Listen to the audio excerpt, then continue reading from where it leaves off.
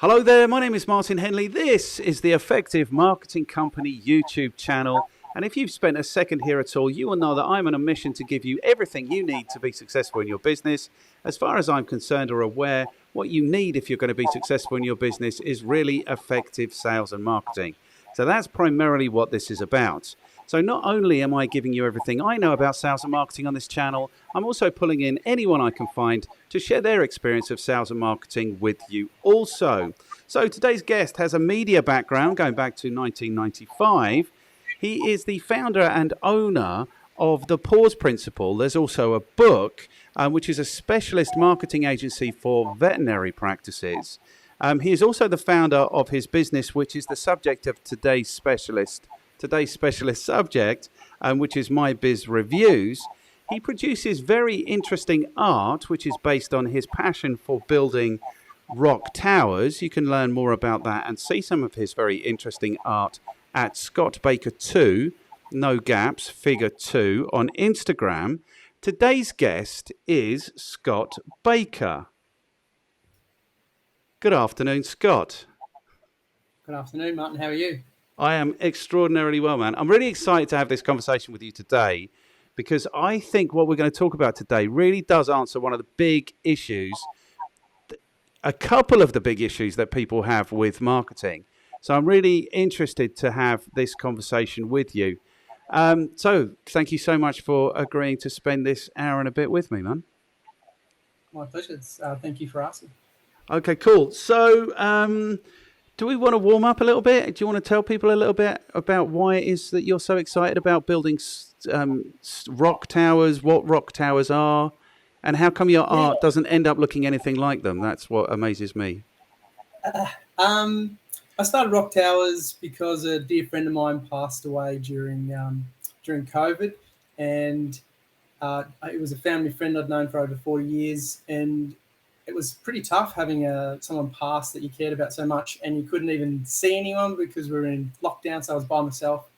I lived near this beautiful beach, and I went down there and I just started building rock towers, and I'd build 2 or 3 a day, and then I found out a while after that that's what people use when they're healing. So what I loved about it was, at first I was trying to build them based on how they looked, and then I'd put this rock here, but it was all about that feeling, and it was like the more you got in touch with the feeling and less about the thinking, it created these amazing art pieces. And then I started taking those art pieces and taking photos of them and then incorporating them into my art, and just it led from there. Yeah, and so what a rock tower is, for anyone who doesn't know, I didn't know what a rock tower was. I'd seen hundreds, especially when I was in your part of the world, in Australia and New Zealand. Like if you do, what do they call it, tramping in New Zealand, you see these things all over the place. But I had no idea that they were a name. So it's where people spend an inordinate amount of time getting rocks to balance on top of each other. That's what we're talking about. That's right, yeah. Yeah, and you're saying once you stopped thinking about it, it became much easier to do it. Is that what you're saying? Yeah, it was, the challenge would be is you go down there and, well, I would go down there and I would start, and it would take me, like 2 hours would go, and I wouldn't have it would have felt like 10 minutes. It was one of those, it was like meditating with your eyes open. It's such a, as I'm thinking about it now, I'm just like, I'm going to have to go and probably do one this afternoon. Okay, it's a really cool thing to do. And it's interesting because what's going up on the channel today is about biomimicry. So it's a conversation that I had with another Australian about how they use nature as inspiration for resolving like really important problems. I think there's something, my thing is surf photography. So there is something about being in nature, just being in nature. There is something really cool about that, I think.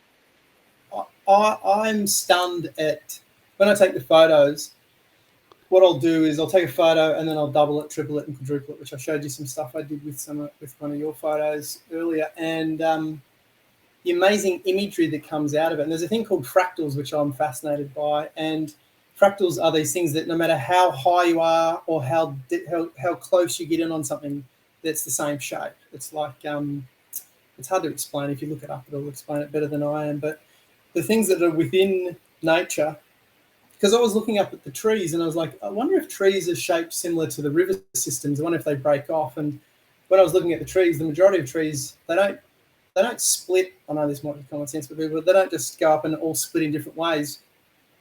Most of the branches go up and there'll be a split in it. There'll be a T, like a breakaway there.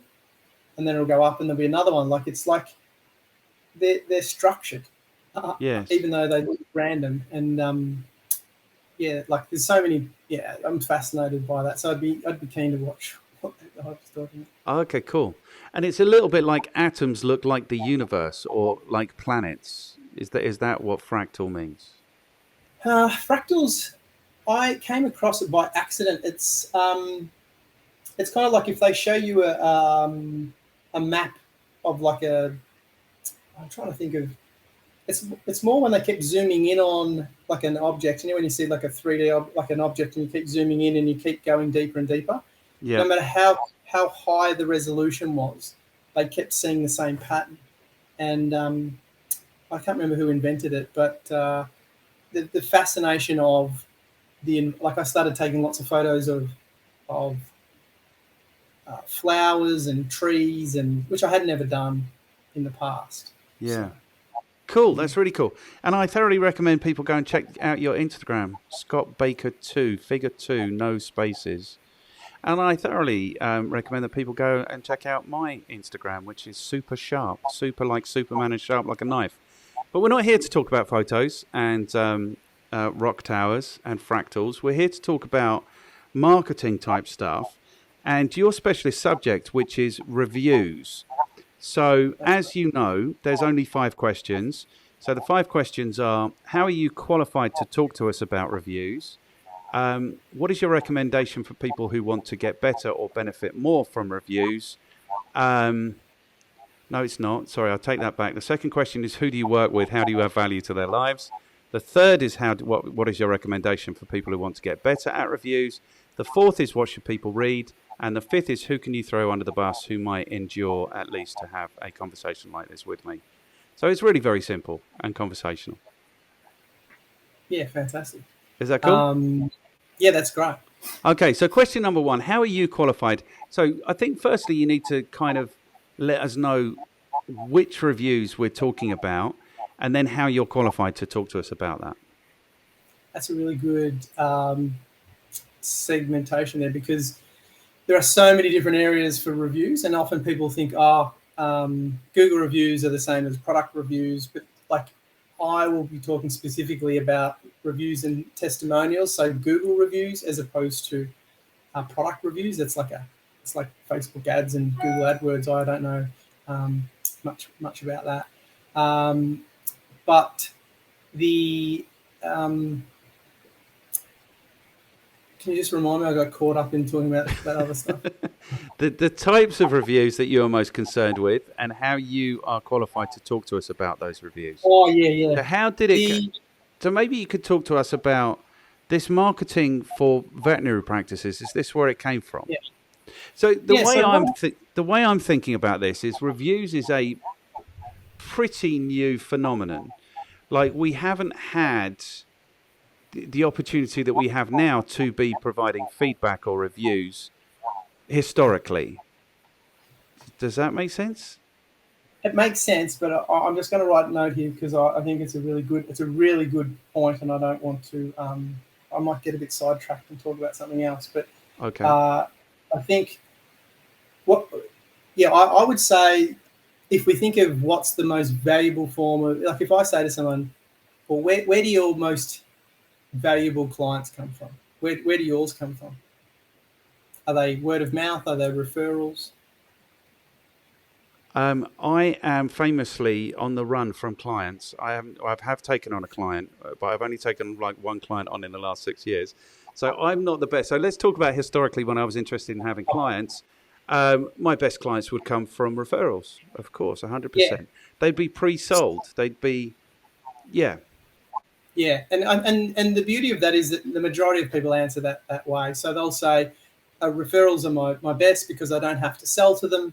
The majority of them will spend more because there's less trust required to sell because someone's already endorsed them. And really, reviews are just the online equivalent. That's how I've tried explaining it to people, is like, if you think of AdWords, is this is me, look at me, this is who I am. But if you're looking at SEO, it's a little bit about your reputation. It's what other people think of you, type of thing. So, and reviews are, it's what other people think of you as opposed to what you think of you. So, and I think the correlation between what you were saying before about the past and the present is, I think they're the same as the past, but it's just the technical advantages. Because the beauty of a Google review is it's 91% as effective as a referral. If you go online and you've got more reviews than your competitor, like I've got one client at the moment who's got several hundred more reviews than them, and they're doing big TV commercials, and they're just cleaning up. Right. Yeah. So does that help talk about this is the modern day version of a review? So historically you might have got referrals. Now you're getting reviews, is what you're saying. So the style of review, because the opportunity to review is everywhere. So you're talking about Google reviews, which will appear in somebody's Google My Business listing. Is that the Google review that you're referring to? Yeah, and please bring me back. Like I don't want to go too far down when I'm not explaining the simplest part. One way I try to explain it, and this may help broaden it, is I always think of like, if you were a Native American Indian and you were using a bow and arrow and you were surviving like that, and you were very good at hunting and you knew your surroundings perfectly, and then the enemy came in and they had modern weaponry, like you would have been really disadvantaged because you could only shoot so far. But if you know you're really good at what you do, but you haven't got the online part, it's like a Native American Indian will be able to, if they were given the weaponry, they've already got the skill set there. So it's like, take your reputation that's offline and put it online, and take advantage of the technology that enables you to do that. So the technology is, Google's the biggest probably referral engine in the world, and if you have more reviews than your clients, then as a social proof, more people are likely to risk their money on a product or a business or service that's had more reviews than the competitor. So if you might not be the best at your business, but you might have more reviews. And there's an example of a funeral home who the guy said to me, "Oh, there's a competitor and they've got more reviews than they could have possibly had funerals." And I was like, "Oh, okay." And he's like, "It's just it must be a scam." And I'm like, "It could be." And he's like, "Well, what else could it be?" And I go, "There's lots of reasons it could be." But I said, "Can I ask you, when do you ask for your review?" And he goes, "Well, I ask the person who's passed away, like the family member, next of kin, at the day of the funeral." And I went, "Okay, I probably wouldn't do that." And he goes, "Yeah, no one really does a review for me." And I said, I suspect that the guy, your competitor, is probably asking,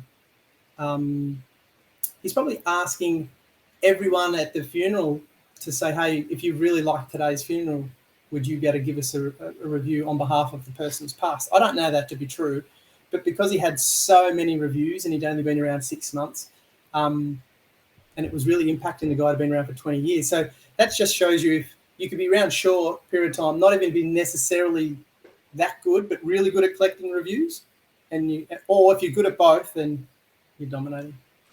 Okay, good. So we are talking about what used to be called like the local listing, which is now like the Google My Business listing. And part of that, but I think we're also talking about something else, but we'll come to that as well. But part of that, like getting ranked, because that, of course, is just another little search engine on the search engine's results page, is about the number of, literally just the volume of reviews. And also they give you a star rating. So it's about who's got the best star rating and who's got... so as I understand it, there's 3 aspects to this. The closest to the location, because this is a local result, the number of reviews, and the rating, the star rating. Is that correct? Yeah. There's also another one, which is the regularity of them. Because you need to be getting anything over 2 months old, and Google and these things change quite regularly. So it could be in a month's time, it might be only a month, but more recently it's been, if you haven't had them in the last 2 months, Google don't reward you as much as if you're getting them consistently. So there's a few things you don't want to do. You don't want to get anyone that you know who's not done business with you to do a review and think that's going to help. Google will figure that out and punish you. You also want to make sure that you don't grow too fast for the industry you're in. That will also impact you. And you've got to be careful about getting them from the location. If someone goes onto your Wi-Fi and then uses the same login, or if they're using your Wi-Fi, that can be shown as like having a kiosk there. So they're just some of the things that you need to be concerned about. But you brought up something really powerful about that local listings. We used to have a thing called Yellow Pages here in Australia, and what it would be is you pay more money, you get a bigger ad, and you put AAA in front of your name and you sit up higher. Where Google are think of like Yellow Pages, but they've added the reputation part and the search engine part to it. So instead of just going to the biggest ad and the best copywriter that could do it in that thing, and it was there stagnated for 12 months, that constant update of what's going on. And here, if you think right now, imagine that you've gone to purchase something, or you're going up the street to get a meal or go out for a restaurant. You'll type in what it is you want, and it'll bring up the list of businesses there. And if you don't hear much of what I say today, but you hear this will make all the difference, is that you cannot change anything in that listing that you want to change. As in, you don't want to change your business name, and you technically, you'd be silly if you did. You don't want to change any of the other bits and pieces there. You can't change the font size. You can't change the color. You can't change anything. Google have a stranglehold there. The only thing you have control of is how many reviews you've got and the average. And some people go on more on the average than on the total. It's quite weird, but the majority of people tend, the stats show most people go on both, but you'll be surprised at how many people pick the one that has a 5-star review and only say 10, whereas others might have 110 and 4.7. And it's like when they realize that there's a difference, but only often when it's pointed out to them. But to be safe, it's better to have more.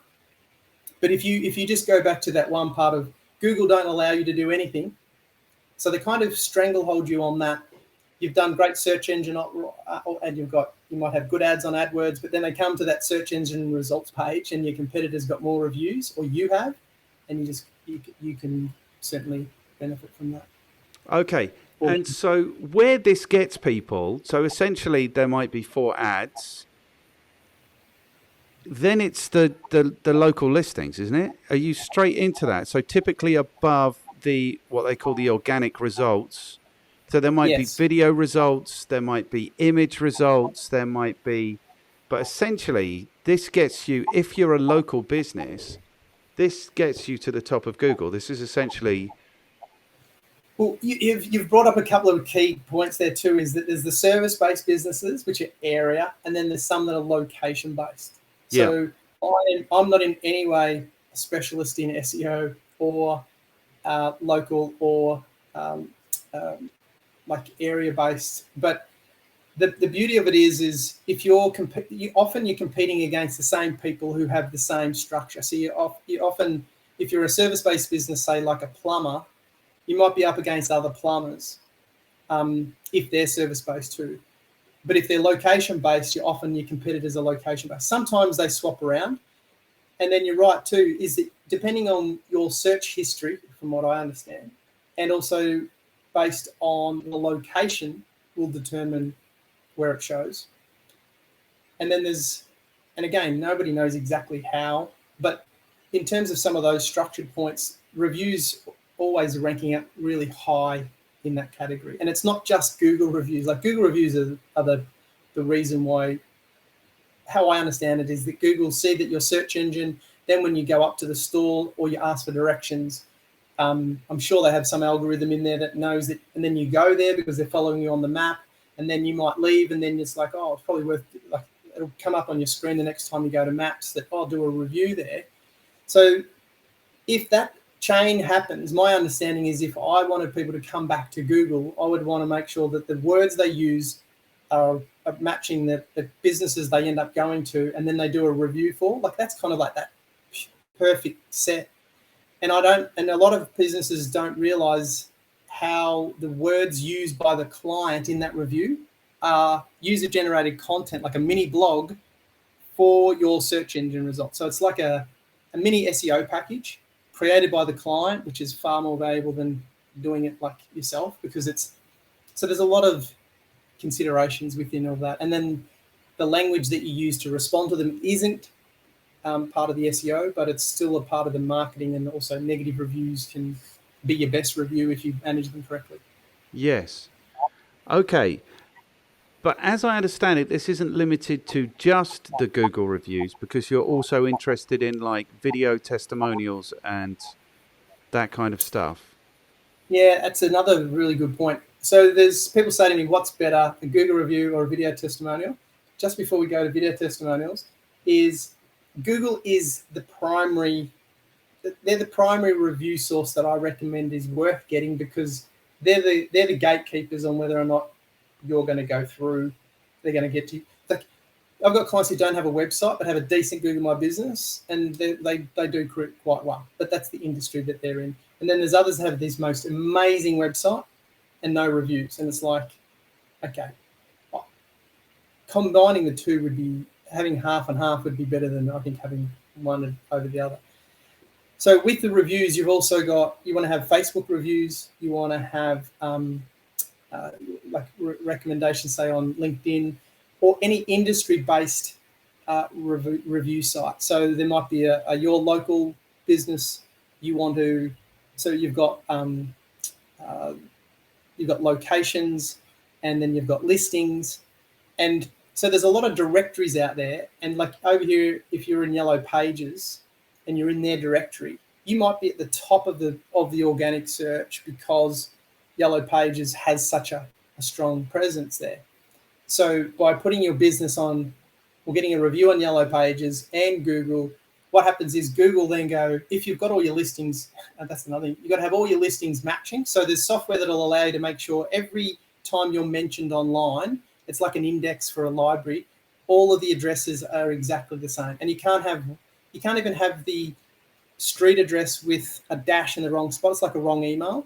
So we've got one client that had no matching, and within like a week or two, they had 39 out of 41, and then the other two just weren't suitable. But you can also be on apps.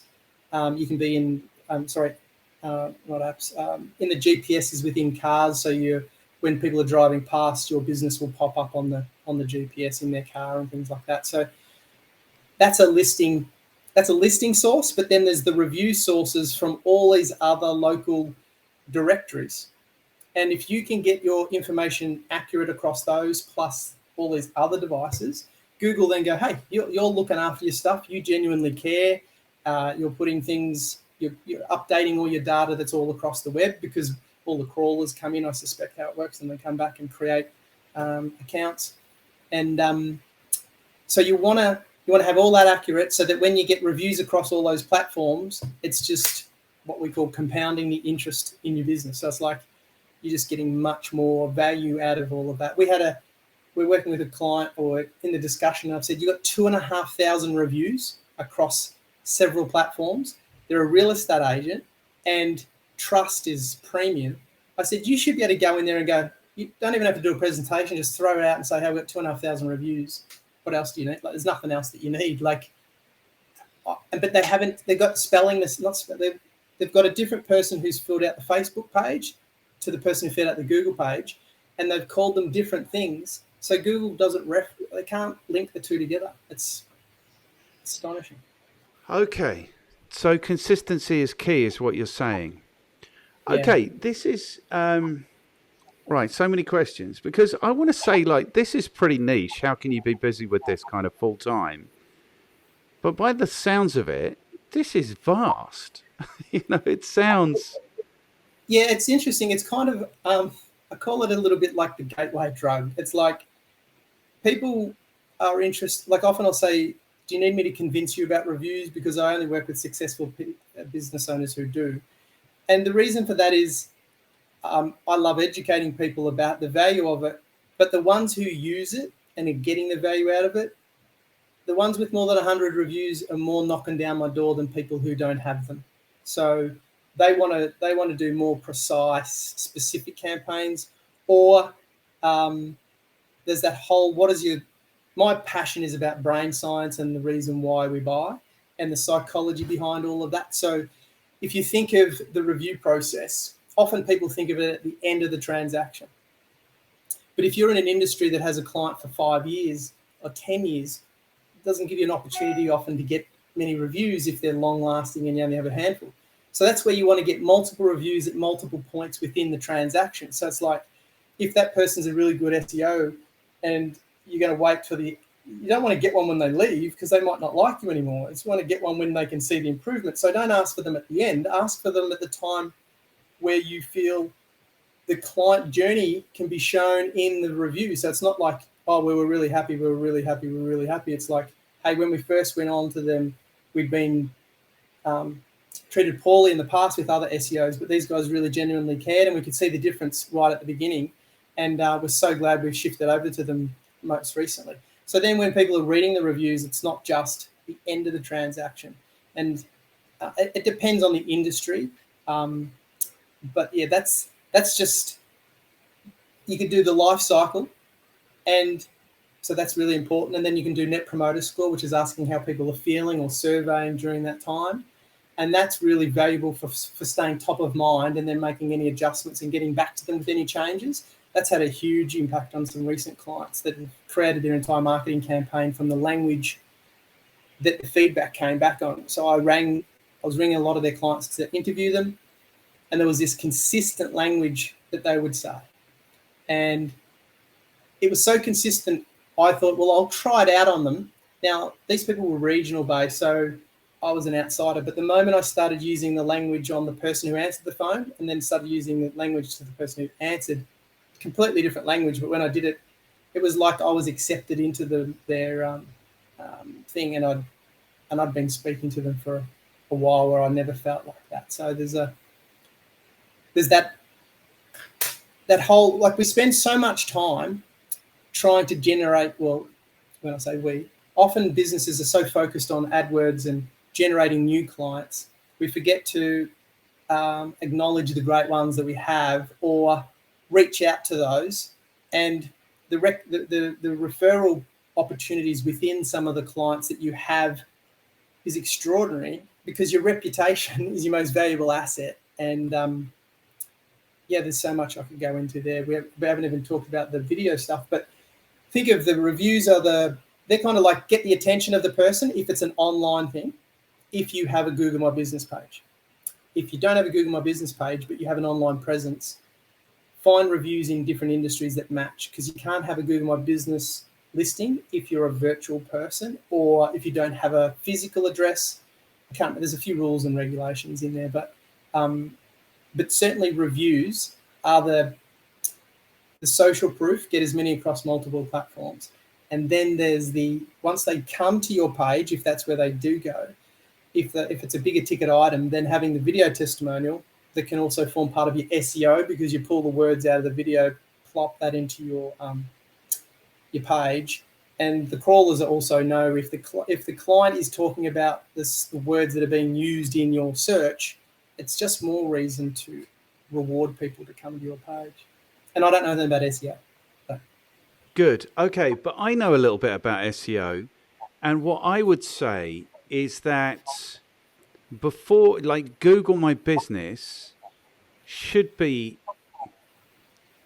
the number one or the number two priority, depending maybe where you are in the evolution of your business, and SEO shouldn't. Appearing at the top of the natural listings is really hard and expensive. So if you are a local business, if you are, I don't know, a hotel or a cafe or a plumber or an electrician or whatever, then if you've got the budget, probably the first priority should be PPC, because that'll get you right at the very top of the page. But the second priority for me should be this secondary search engine, which is the Google My Business, because that will get you very close to the top of the page. And like you say, you just have to do stuff to get there. Like all these things, you have to make an investment of time and energy and maybe money to actually do it. That's the first thing that I wanted to say. But you're not concerned exclusively with Google My Business. You're interested in wherever reviews might appear. So if it's local listings, or if it's Facebook, or if it's TripAdvisor, or Booking.com, or wherever, or Trustpilot, or whatever those review platforms might be. Are you interested in all of those? I would say, yeah, it's definitely industry specific. And I would say it's a bit like the 80-20 principle. It's almost like 80% Google, 20% the others. You said a few good points there too about like the cafe industry here in Australia is a lot of people do it without being asked. Like you might go to the local cafe and they've got 300-400 reviews and it's like, wow. Then you go to the local plumber and they've got 15 and they think they've won the gold medal. Like they think that's the best. So, and then there's others that just dominate and they're just so far ahead of everybody. I've got a client who's a removalist, and he started working with me about 10 years ago, over 10 years ago. And he was working with me in another space then, but when I was helping him get started, when I got into the review space, I said to him, hey, you need to start doing the reviews. And more recently, he made an error with his Google My Business page, and they took it off him. And you would think, what impact would that have? Well, it cost him an extra more than $200 a day in AdWords just to keep the same amount of phone calls coming in. Challenge was he had no social proof to prove that he was good at what he did, so they were more price shopping. And so for I think it was 4 weeks, he spent $200 a day, and he said, look, I'm okay with that because at least I'm getting traffic. As soon as it got reinstated at 175 Google reviews, he could put his prices back up and got a better quality client because each person who called was calling, and he was now booked out where he could pick and choose kind of who he wanted and put the prices at how he chose. And a common theme that a lot of clients say is that a roughly 30% of their revenue they can quantify to their reviews, not necessarily Google reviews, but what will happen is someone rings up and says, one of my guys goes, they ring up and go, I'm ringing about your reviews. You couldn't possibly have 160 mates that like you that much. And so I said, are they putting you on notice? He goes, yeah, they're putting me on notice that they will do a review for me, whatever I do. So I better do a good job. That's kind of the passive aggressive, almost, not always. Yeah. But what tends to happen is there's a few things that have happened there. One, yeah, he's paying for my services, but he is getting several phone calls a week that are telling him they're ringing because his reviews are so good. There's not many ad campaigns that they tell you where they're calling from. In fact, often you never find out, and they go, oh, I saw you on a billboard, and you don't even have a billboard or whatever. So he goes, I love it because I know. And he goes, I know too. There's no price. They're not price shopping. They're never, when they're that, they want quality. That's why they've mentioned it. And he said, often when they get on, they are the best referrers because they'll tell half a dozen other people as a minimum, as it's like their duty to tell people. And this is where the whole mind and psychology of it is that if you get someone to do just a Google review, they become your cheerleaders out in the real world. So if you've put your name to something public, and there's proof about it when they had prisoners of war, what they got them to write and how they just got them to do a few little things, and the more they wrote it, the more they believed it.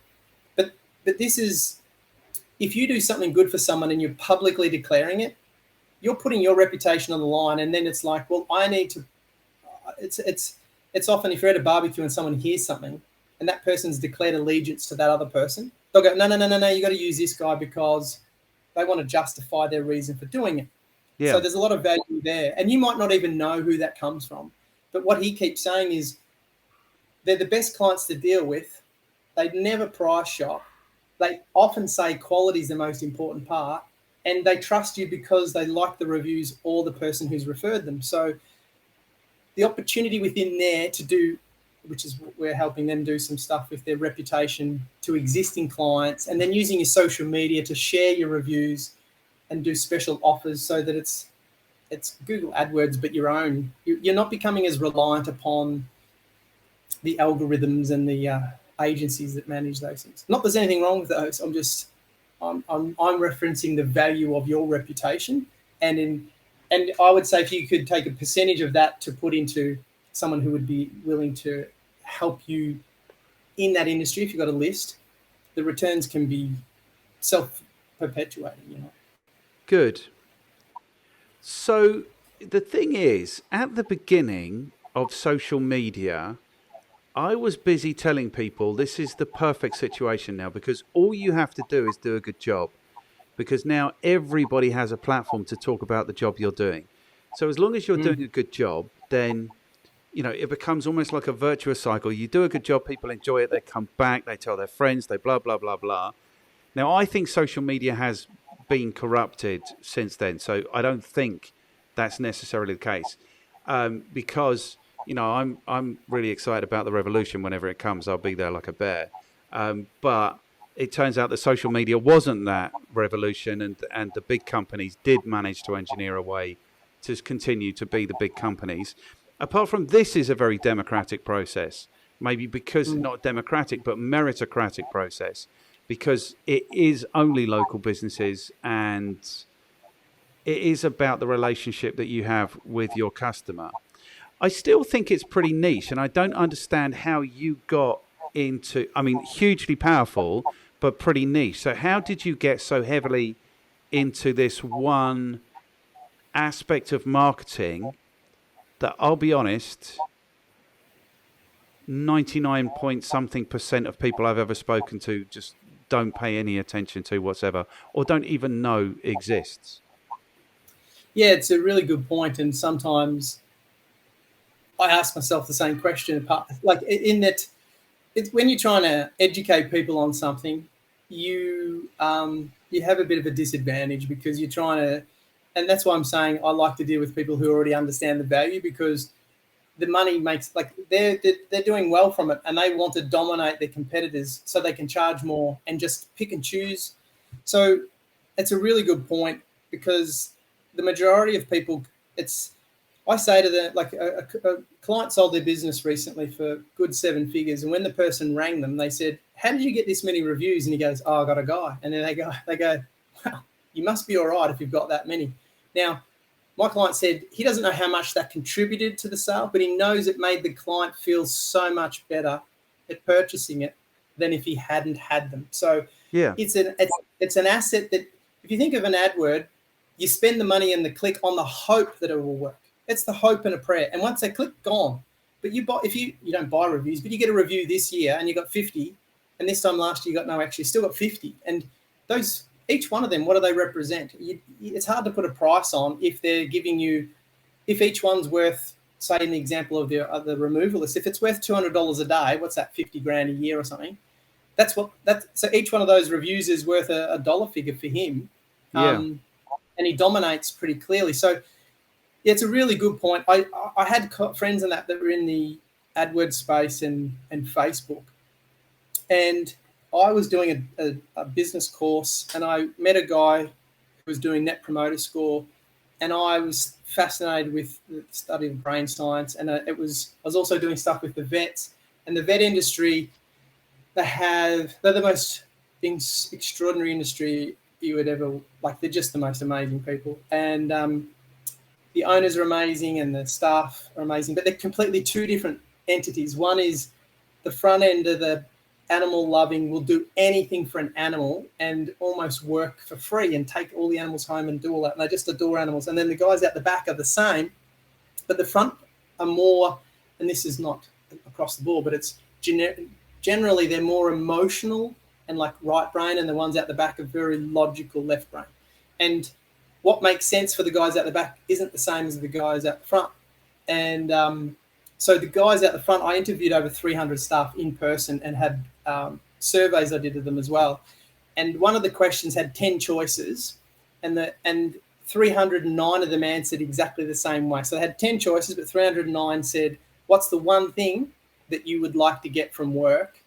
I don't know if it was if you don't have it, but it was recognition. So 309 of them wanted recognition from the vets because they loved the vets so much. They were like, the way they spoke about them was like not someone you normally work with. Like I can't begin to describe how wonderful they spoke of the vets, and the vets are just anyhow, they're amazing. So what would happen is I would then speak to the vet and go, hey, why don't you, do you walk in the back door? And they go, yeah. And I go, why don't you try walking in the front door and just saying hi to everyone? And they're like, why? And I go, I don't know. And they go, look, Scott, for 10 years I've been asking, and they stay in the job for a while, I've been asking them to do the same job like for 10 years and they won't do anything for me. Anyhow, I'd get a call like usually about a week after they walked in the front door and they go, what did you do? And I go, what do you mean? He goes, I've walked in the front door, but everything I'd wanted done for 10 years has just automatically been done. And I go, it's because they love you. And you walking in and saying hi is one of the greatest things that you could do. And I'd sit in on them when they were doing their, with the client and just put this, imagine trying to do a consultation with an animal that doesn't talk, right? So it doesn't talk back to you, you can't figure it out. So they're going through that process. At the same time, they're trying to talk to the owner while they're doing it at the same time so that the owner feels like they're getting the best service, because it's sometimes the vets are really good with the people and not so with the animals. And I don't mean I mean the first salesperson, the first one you want to sell to is the client, not the pet. But the client comes expecting you to be good with the pets, and then on top of that, they want you to be good with them. But it's like that low hanging fruit. There was so many opportunities there because it was just, I think because they were so logical in their approach, they would like one of the things they would often say is, how your dog's fat, right? They'd put them on the scales and the people go, your dog's fat. And I go, you don't say that, do you? And they go, yeah. And I go, do they ever come back? And they go, no, they don't. And I'm like, what? And they go, well, the dog's fat. I'm just going to say. And I go, oh, no, I get that. But if you said, oh my gosh, my dog's name's Lily, sitting here, golden retriever. If you said, oh, and she's not overweight, but if you said, oh my gosh, Lily, you're spoiled from your owner, aren't you? Look at all the extra treats you must be getting. The owner's like, oh yeah, I do give them extra. Like if it's not, I know you get it, but it's like just a subtle way of changing the way they spoke. But here was the dilemma between the back and the front. The front wanted to help pets. The owners wanted them to make money. The front desk don't want to sell. So I was like, no matter what I said to them, it's like, my job's not to sell. My job is, I'm not here to sell. And it didn't matter what we did. So then I started thinking, I went through the process of, okay, well, what happens? And I'd listen to them on the phone, and I spoke to an owner, one of the vets, and I said, I've listened to hundreds of calls, and all I hear is, this is how it worked. I'm ringing up to get my dog desexed. Now, a dog desexing at that time meant a big deal because often that would become an ongoing client. So it was kind of like the start of the relationship. So they do them, depending on the practice, they might do them at a pretty good price so that they're competitive. So this is how the 99 out of 100 would answer. Oh, you want a dog desex? Yep. How old? Oh, yeah, 2, yeah. Male or female? Male, all right. And how much does it weigh? This is no joke exactly how they'd say it. They go, oh, that'll cost you $187. Like, it might even not be that long. The person would hang up and they'd ring the next practice. And they'd just ring. And then I was saying that to one of the owners and she goes, well, how would you do it different? And I said, oh, well, I could run through it with you if you like. And she said, oh, you're asking about wanting to talk to wanting to know the pet's name. And I go, well, let's try it. So she says to me, I said, oh, Julie, what are you calling for? And she goes, oh, I want to get my dog desexed. I said, how old is it? And she says, oh, it's 5. And I said, 5, okay. And male or what's its name? And she said, oh, say Tiffany. And I said, oh, Tiffany, okay. And how come it's taken you until it's 5? Like, I don't know what I'm talking about. And she said, oh, it was my grandma's dog. And I go, oh. And then I asked what type of dog it was. But then she started getting emotional about it. And I go, oh, that's okay. And then she goes, oh, Scott, just stop. I don't care how much it costs now. I get what you're saying. And I'm like, because you're making a person's best friend into a commodity. Like, really? Now, here are people who love animals, but they've turned them into a commodity. And the moment they switched that around, there was the... Yeah, you don't have to. I can't remember which. I've had so many of these conversations now, but it was a sales trainer, and his thing is, if you want to be interested, what I say is, if you want to be if you want to be interesting, you need to be interested, is what I say. And you Yes. don't have to convey too much interest to have an actual connection where somebody's like, okay, this, and maybe that's all they're looking for in all of those calls. And where there's no The pet's connection, name. there's no reason to do the next thing. So, Yeah. like, people don't want to sell. I can imagine that receptionists don't want to feel like they're salespeople. No. But this is what I say about selling: is it's about making friends with people, making it easy to buy. Do you know what I mean?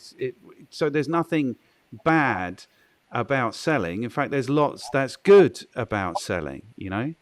Yeah. Well, what's interesting about the vet staff is there was this joke, and I said it to them, and they always laugh. They go, veterinary practice would be great if the person with the pet could push them through the front door like the doggy door with a clipped-on credit card, Yeah. and then come back later and take them out that way. And they would always laugh and go, yeah, that would make it good because then we didn't have to deal with the owners. And trying to convince the staff, keep in mind, often they could be quite young. So they might be 17 to 19. The vast majority are female, the ones that I spoke to. But then there's the range in age goes up. But I was trying to come up with something that was generic but super simple. And that was that one is just if you only do one thing is ask the pet's name. The moment you ask someone's pet's name, the whole body language changes. You can hear in the tone of their voice, oh, yeah, you care. And there's in the book called Drunk Tank Pink, I think it is, there's this whole thing about how they raise billions of dollars more for cyclones when the name starts with a certain letter that's popular. No, there's a lot of stuff that goes in it. And he does this. And every time I've tested it out and you ask someone the 5 favorite letters of the alphabet, so actually let's try it and see if it works. What would be your 5 favorite letters of the alphabet? I, U, A, E.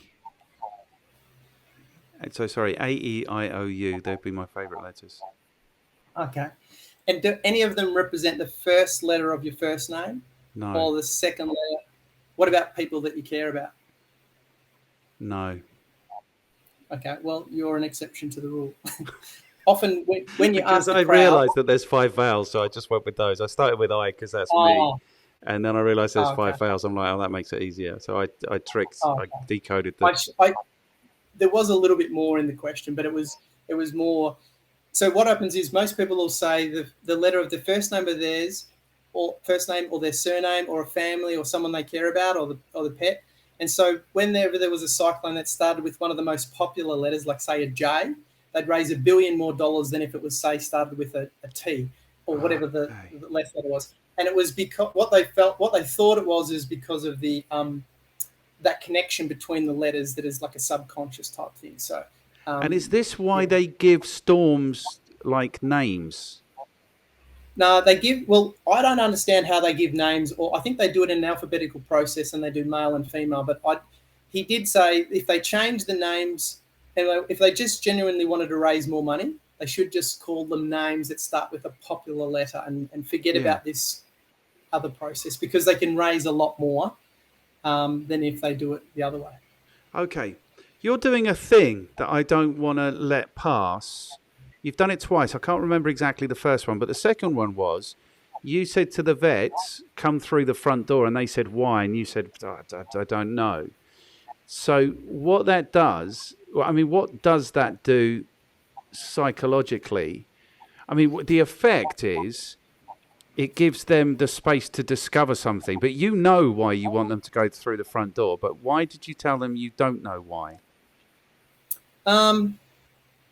That's a really good point. It depended on the practice. Often what would happen is it's kind of like making a multiple sale to multiple people. It's like the first sale's to the practice owner, because if he doesn't like you, you can't talk to his staff. So I would give them a long survey and they'd fill it out. I would go through it, then I'd ring them and question them.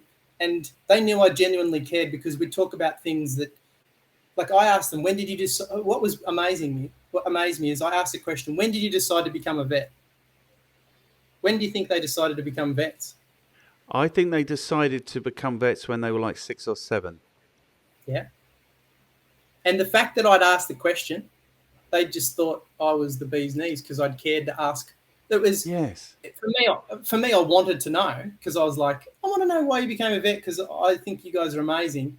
And then they'd tell me the story about it, which was always amazing. And they would reinforce how much they loved doing what they were doing, and they knew I genuinely cared. And then that was all of that was because it was like, okay, well, you've got this, you genuinely care, and now you want to help animals and people because they're kind of like, think of the most wonderful person you've ever met, and they're smart, right? So you can tell them stuff, and they get it. They're just adorable. Anyhow, yeah, they're amazing. Okay. Um, So vets are probably the best instance of a business. Why was I thinking this? Oh, because people are entrusting them. Like in terms of talking about this, in terms of reviews, people are trusting them with their pets. Like, I don't know if you followed what went on with the Canadian truckers and stuff, but the biggest outrage, the biggest media attention they got was when the government threatened to take away their pets and exterminate them. You know, that's when people are like, oh, okay, these people are animals now, you know. So pets are people's most prized thing. I don't even want to say possession because it's not commoditized. So vets are an excellent example for this. And it was out of working with vets that you realized the power of reviews. Is that where we've got to? well, kind of. It was along the lines of what helped with the staff was they wanted recognition, Yeah. right? And grown men die for it and babies cry for it, right? Yeah. So what's really interesting too is the clients who have negative reviews, it affects them psychologically. Like I've had clients that their partners have said to me, we want you to just come in and comfort them from these negative reviews. And I'm like, okay. And like they were distressed. And these reviews they were negative, but people want to be recognized. And so the reviews are part of that recognition. So it was kind of, and and if you can have your staff being recognized, who are your primary client, they're your first kind of client, which is where the Paul's principle comes from. It's like the people awareness, the willingness, and the solution.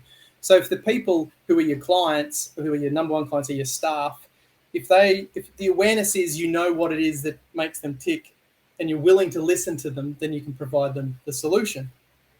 So with the staff, I kept asking all these questions. Went through the process of, okay, so what does a client do? They ring up, and then I was hearing that people people only ring when the animal's sick. They don't ring if they're not. And then when I was listening to the vets say stuff, they go, oh, animals will do anything they can to show they're not sick so they don't look lame or they don't look like they can't be taken advantage of. And I was like, right, so if they do show it, that means they must be pretty crook, right? And then I went, oh, hang on a second, this might be the end. So when someone rings the practice, instead of saying, so what would normally happen is they'd ring and go, oh, look, if you want to bring him in, bring him in. Or like I listened to hundreds of calls. And it's not that they were dismissive, but they were very dismissive unintentionally. So then I said, this is terrifying because some of the practices average client would come in would be over $500. That's the average. So if they had 10 clients come in for the night, the average would be $500. They never had 10, it would be 30 or 40. They'd be doing $30,000, $40,000 a day. And they were an emergency vet. But I would listen to calls and they'd knock back 30% of the calls that would come in. And the reason being, the front desk staff member can't afford for the $10,000 for the tick ventilator system that this dog would probably have to go on. So they would make a decision on behalf of the client going, you could bring him in, but you could also wait. And then the next day that pet, they might have rung back and gone, my pet's passed away or something. So I said, hey, let's just have 5 questions that no matter how they answer, no matter what they say, you say, based on what you've told me, I think it'd be really good for peace of mind to bring your pet in because then you'll know beyond a shadow of a doubt if there is or anything. And if there is, you've got nothing to worry about. And if there isn't anything, you have peace of mind. And they went, oh, we could do that. And so it took all responsibility off them having to decide or be responsible for the other person. Yeah. And that made a huge difference because it was like, you're now the voice of the pet. You're not helping the vet. You're not helping the owner. You're the only one who can talk on their behalf. So the 5 questions were along the lines of, how would you there were 5 key elements off the top of my head. I can't remember. It was like, how is their breathing? How is this? And how is that? if any of those critical ones were there, was like, based on what you're telling me, I recommend you bringing the pet in as fast as you can, as safely as you can, so that we can have a look at it, just to exclude any possibility. Like, not scare them, but it's like, based on what you're saying, those things could lead to this. But it was a script that they would follow. And when they became the pet advocate, it was two younger girls who were at a practice, and the practice managers went, I can't get them to put stuff in the diary. I can't get them to do anything. And I said, well, ask them what they want. And she went back with some questions. And what they wanted was to run a de-sexing campaign for the local area, right, for dogs and cats. And she said, I asked them what they would do, and they wrote it all out. They came back with a proposal. And in that month that they ran it, they did $48,700 extra on the same time last year. And and up until that point, there was no increase in revenue. Like, there was no, and she said within hours, they were calling people. They had Facebook posts up. They were running it because it was their idea. It wasn't the practice managers or the owners. It was theirs. So that probably matches that sales guy. Yeah. So this goes back to something I used to say a lot, which was, if you really want to convince someone of something, you've kind of got three options. You can tell them, they'll dismiss 99% of what you're saying. You can get somebody else to tell them, in which case they will start listening. And if you can get someone they know and they trust to tell them, then they'll really start to pay attention. If you can get them to say it for themselves, then 100% of the time they will believe it and do it all of the time. So where it feels to me like you are, is that definitely getting other people to say it for you, the reviews part, but your mechanism for getting people to buy into and react and act on what you're doing is to get them to say it for themselves, always give them space to realize for themselves and say it themselves. Yeah, actually, one of the techniques, if people who are listening who are scared of asking for reviews, Okay. I've got a client who doesn't want to ask for reviews because his brand's quite premium, and he just doesn't want to ask. So he's never asked. He's got 120, and because he says to me, "Well, how are you going to help me?" And I go, "I could do one thing I'll get you. I'll get you a couple of reviews today if you want." And he's like, "We haven't had one for 2 weeks, so they just come in sporadically." And I'm like, "Yeah, but it's because you don't ask for them." And he goes, "And I don't want to ask." I go, "I'm not going to ask." And I said, "But I'll get you one within the next half hour." And he's like, you don't ask. And I'm like, "I'm not going to ask." Anyhow, someone walks in. It was almost like a setup, and they come to the counter and they go, "Oh, yeah, I was here the other day. I bought this and I really liked it. And I just want to thank you guys for what you did." And I'm looking at the client, and he's like looking at me going, don't. And I was just like, I didn't say anything. But then I was just in the shop, and I said, hey, Josh, did you see that amazing review that Martin did the other day? And he goes, what? And I go, I love it when a client expresses themselves in that way, because we don't get that much recognition. But when you genuinely know you've helped someone, I don't know, I still get a little bit of a buzz about it. And he goes, he's like looking, he goes, sure, whatever. Like, he had no clue what I was doing. And anyhow, we're sitting there, and then Josh goes, we just got a review. That guy that was at the counter, he must have done it in his car. So what I was doing there is that it's like I love language patterns and identity and beliefs. And if you can plant that identity in someone that they want to be, as in, if I say, they'll go, what are reviews about? And I go, do you need me to convince you that reviews are the way of the future? Because I only work with successful business owners who do. Now, if they answer, it's a very hard question to answer. I know you don't need to convince me. It's like, no, you don't need to convince me. And I go, okay, well, do you want to get started? Well, because they don't need to be convinced. So in this example, they wanted to be they want to be known in that successful business candidate space. And with this other client's business, they wanted to be one of those clients that was getting that mention in the, and so it's that, again, recognition. The client wants to be recognized. The staff want to be recognized. And then you can use it to thank your staff for the recognition. And you said something before about the recognition. The recognition is like full circle. So it's like the client wants to do it. Oh, that's right. In all the studies that I've read about it, there's specific people who do reviews without having to ever be asked. But I used to have a sales team of 100 guys, and we do a presentation, and we knew out of 10, 2 would always buy, no matter how bad the presentation was, and 2 would never buy, no matter how good it was. It was the strength of that other 6, and so and the same thing applied there. So. Good. I want to talk about the absolute. I want to talk about the 2 things that reviews address or testimonials address. Maybe there's 3 things. I don't know. It's all kind of connected. It's to do with the recognition thing that you're talking about. People who run businesses don't necessarily believe that they are delivering value. They don't want to talk to their ongoing clients because they think some weird hoodoo must be going on if people are continuing to be their customer. But the reality is that people don't continue to be a customer unless you are delivering value. So this is almost like the secret to marketing, if there is one. There isn't one. The secret is do some marketing.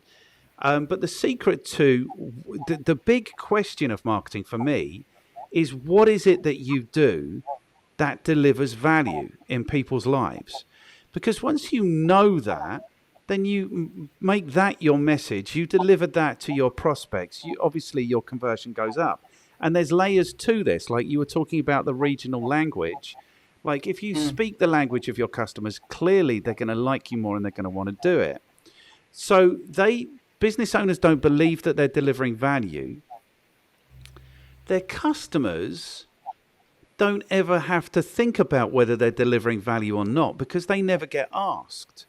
So they never get to say for themselves, this is the value that they do. So if somebody were to phone them up and say, oh, I see you've got a website, I could do much better at your website marketing, they're not thinking, oh, yeah, or even establishing the point, like you said, by saying it publicly. They're thinking, well, what does the current supplier do that's great? Whereas if I ask them every 2 weeks or every month, what do I do that's great? And they say, and they have to think about it and they say it for themselves, then they also have established the value in their mind. And this also is another virtuous cycle, where as long as you're asking, the client is having to think, they're having to commit, and maybe they're committing publicly, and you've had the recognition, you've had the feedback to know this is what it is that we do, we need to do more of this. So this resolves 2 huge issues. The first, I think, is people don't have confidence that they're delivering value in the world, and maybe they're not, which needs to get addressed if they're not.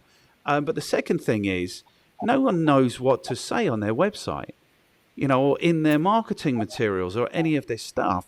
And my answer to that question would be, don't say anything whatsoever because no one's going to believe you because you've said it. Fill it with reviews. Do you know what I mean? So this is so hugely powerful.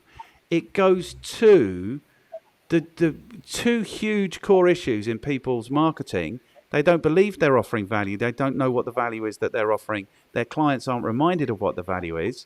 And then the second thing is nobody knows what they're supposed to say about their business. And my answer would be say nothing. Let your clients say it all. That would be my answer. Well, it's interesting. Everything you just said then, earlier you were saying you were trying to figure out how, what you just uncovered then was what I was fascinated about. When I was talking to this guy who, he was making 7 figures as a consultant in this space. And while that was attracted, I'd made lots of money in other businesses, and I wanted to just do something that I was really passionate about that matched the brain science, and I saw this really good connection. But what you just said then, blew my mind in terms of, yes, you just got the whole thing then, because I'm working with a really big company at the moment, and I'm ringing all their clients, and the front desk person uses a language, let's just say it's no news is good news, right? Yes. No news is good news. I go, is that a good thing? Yep, because if I hear it, it's going to be bad. And I'm like, okay, can you? And I would ask them a stack of questions in the survey, which technically they weren't the decision maker, but I got the lay of the land from them. So then when I got put through to the owner, they would then tell me very limited stuff unless the emotion. It was kind of like I'm just realizing how beneficial with the vets and the staff. It was like there's two major salespeople here. Is that you might sell to the vet, but if the staff don't like it and the vet's again done it on without asking them, then they haven't had any say in it.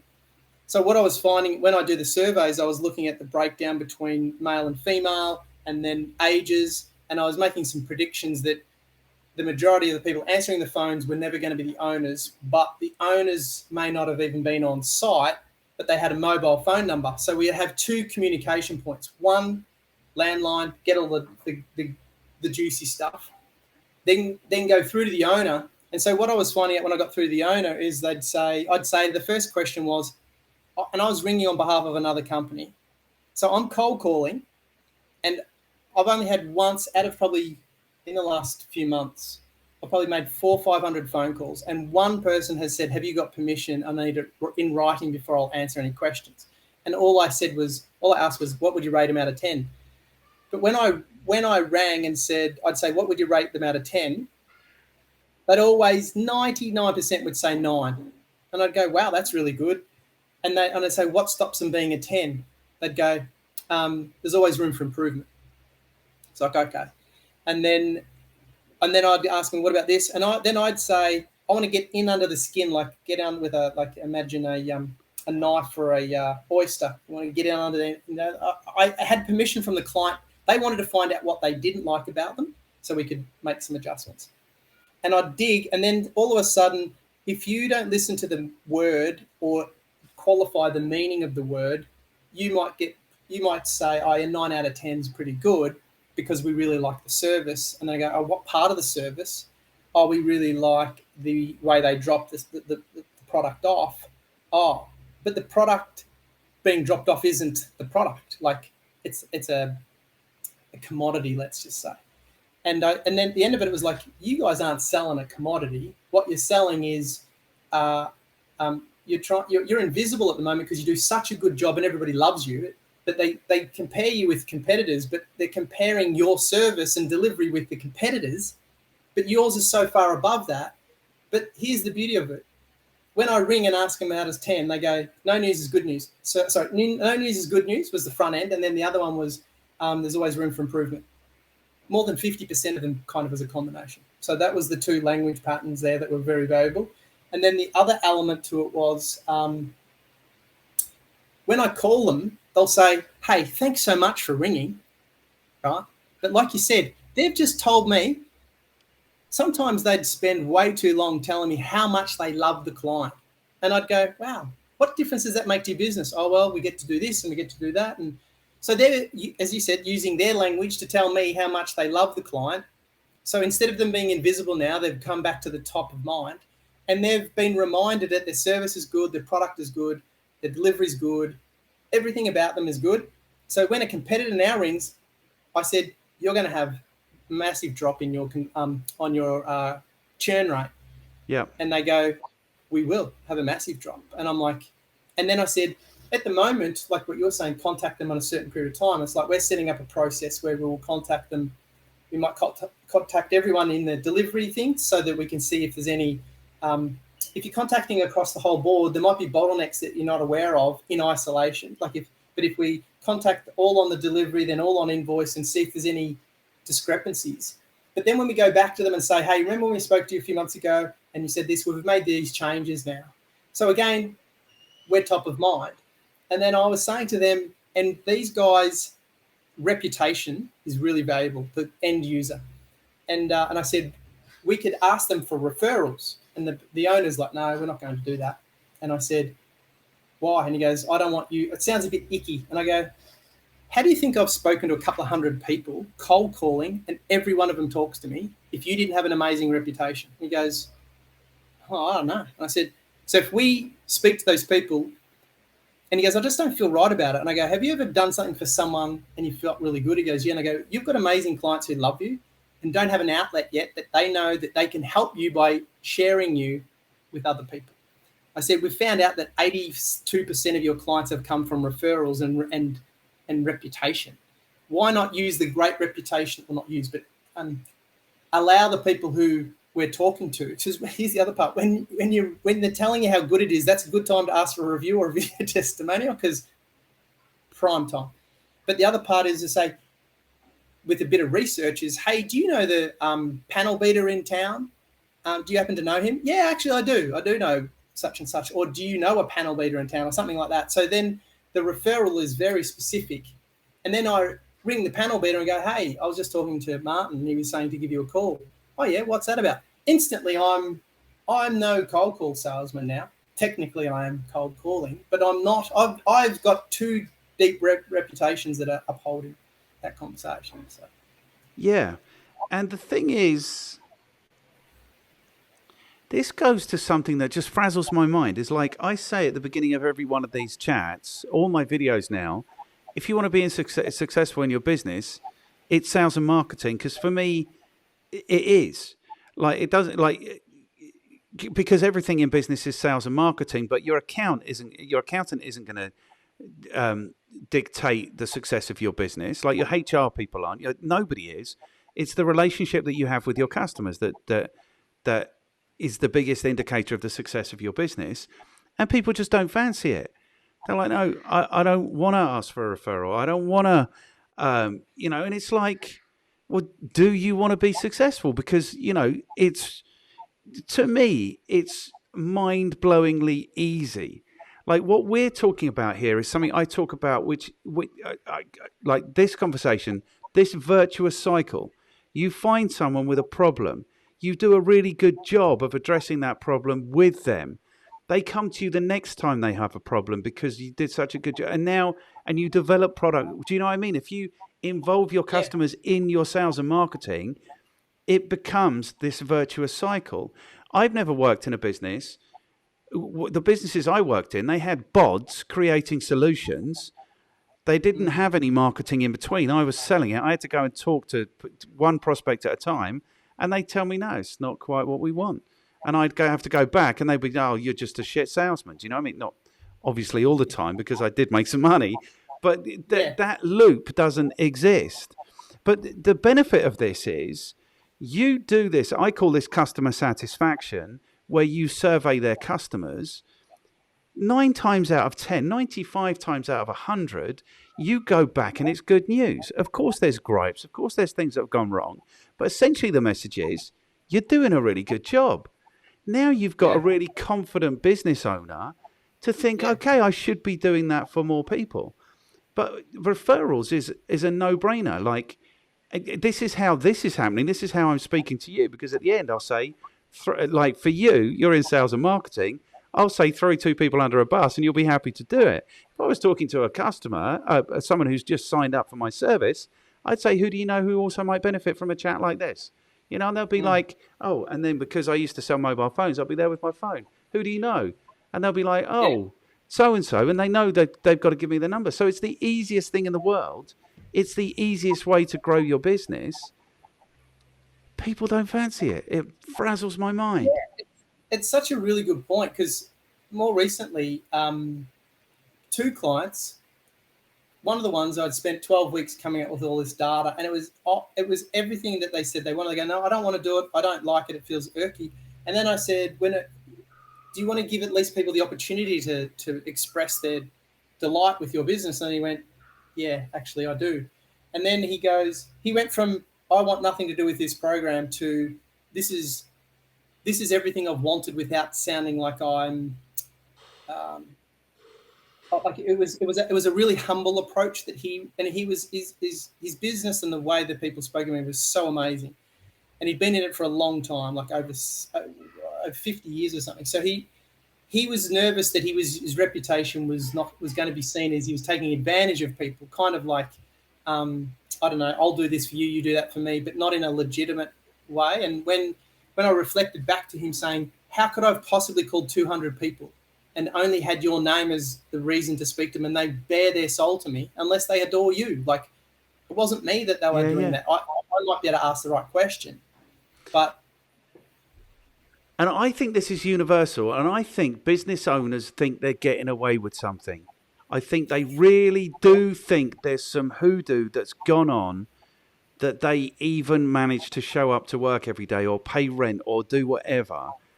And this closes that door forever. Like, if you are continuously talking to your customers, two things. If something's going wrong, you get to hear about it and you get the opportunity to fix it. The second thing is, if they're continuing to be your customer, everything must be all right at least, and probably quite good, because they're proactively putting money in your pocket. Do you know what I mean? It's like, yeah. So I saw a comment this morning which kind of puts this all. He showed his average cost per client over their lifetime in his Stripe account, and it was 125,000, something like that. And he goes, as you know, I don't take on many new clients. He says, because when a client comes on board with me, I want them to stay with me. I want them to have so much value. The thought of losing my services is too much to bear. Yeah. And he goes, if I deliver at such a rate, that means I don't have to seek. I don't need new clients that often, because not only do I do a great job and the client stays, but the clients that I do a great job tell other great people to come in, which again is that reputation component. And he said, stop trying to do all these other things and just deliver an incredible product. And he said, you will not have to worry about too much else, because people will, like there's just, there was so here's the other extreme. I always ask at the end of a meeting, and I do a very structured, when a client starts, we do a 30-minute, and often they're like, no, I don't want to do that, And I go, okay, do you want someone who's going to be a yes man, or do you want a Sherpa? Because you want to go places you've never been before to do stuff you've never done. Yeah, well, I'm the Sherpa. Shut up and do as you're told, or get someone else, because I ain't playing that game of, oh, but I don't like that, because no, I can't be doing what needs to be done if I'm questioning you. So they always push back on these meetings. And the thing they love the most is the meetings, because they're very structured. It shows who's responsible for what, the to-do lists, any issues we're having, and it puts emphasis back on what they're not doing to assist the progress. And 99 times out of 100, unless there's an issue, they're always holding it up. And they keep saying, I had no idea you were doing this much work, and I had no idea I was so responsible for your success. And I'm like, well, it's not my success, it's your success. But I'll ask them, what do you rate it out of 10? And they go, 6. And I'm like, why? And they go, I'm not pulling my weight. And I'm like, oh, what about me? And they go, oh yeah, you're a 10. But they're calling themselves out on these calls.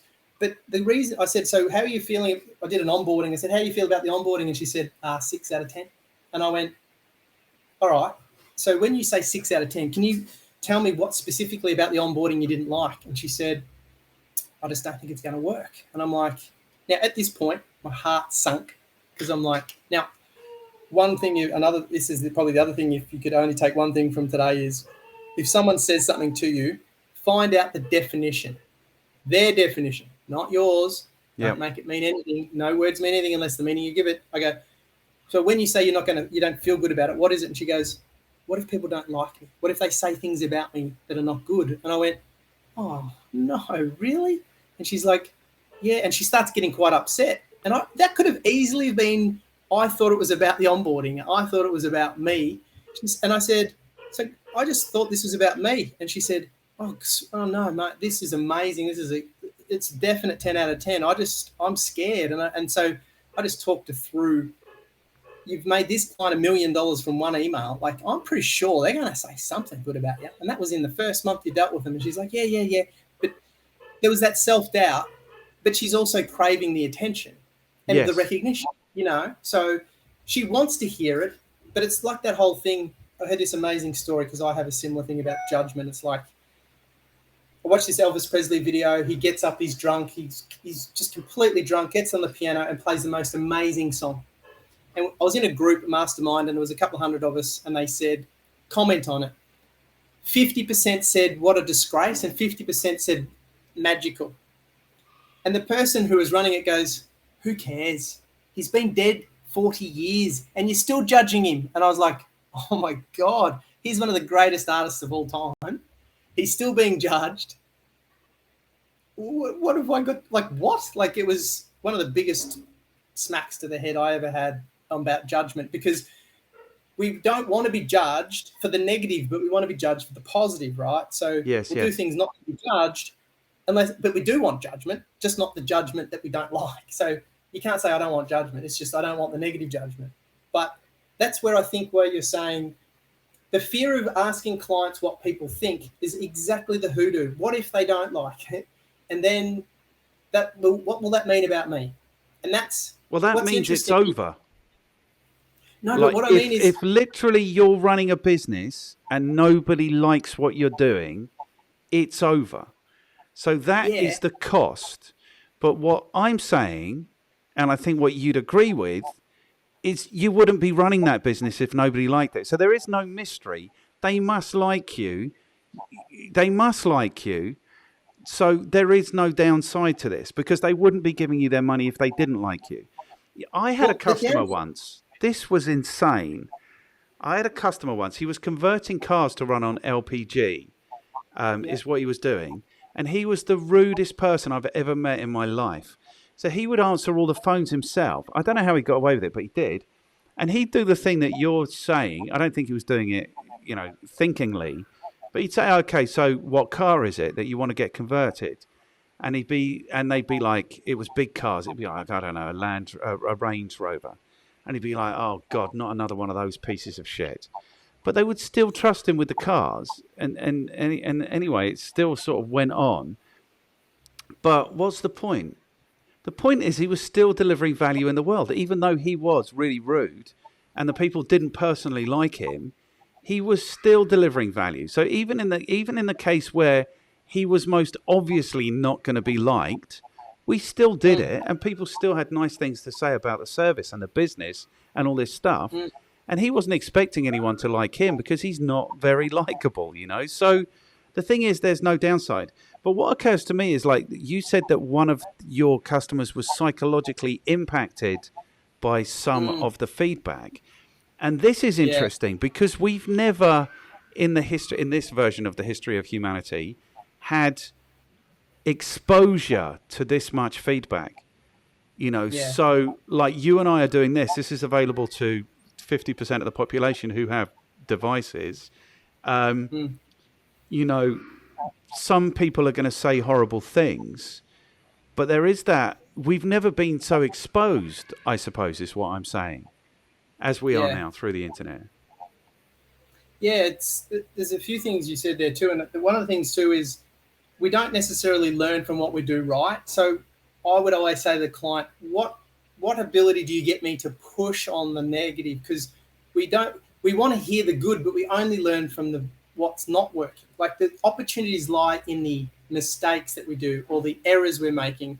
And that's what I love about this whole, the connection between it all and finding out what's going wrong. Like there's a couple of clients at the moment where the person's been quite negative and I'm pouring petrol around them as they're doing it going, no one tells us negative. Give it to me. And they're like, wah! Like they're just pouring it out. And I'm like, okay, can you and I'm just breaking it all down into sections. And one the other day was so amazing with what they said about this client. I'm working with them for 12 months. And I said, look, if I came up with this at the end of the 12 months, I would have been delighted. That's not to say you should stop working with me, but this answers 99% of your concerns from one person digging that knife in. And the person got it off their chest too. So they went, oh my God, thank you so much for letting me just burn the house down. And there's some amazing stats with NPS, Net Promoter Score, right? So Apple run a campaign for it's something to do with their management KPIs. I don't know if it still exists, but there's a case study around any Net Promoter Score, which is a score out of 10, anything as a 7 and below, they've got a day or two to respond to that complaint and address it. If they can, what happens is when that person comes back to the store, it's something like they spend 50% more than anyone who gave a 10. Yeah. So you get an unhappy customer, you address the issues, and you take responsibility and you fix it, skyrockets. So you're getting it's like a exponential, and you learn from it to make some changes, right?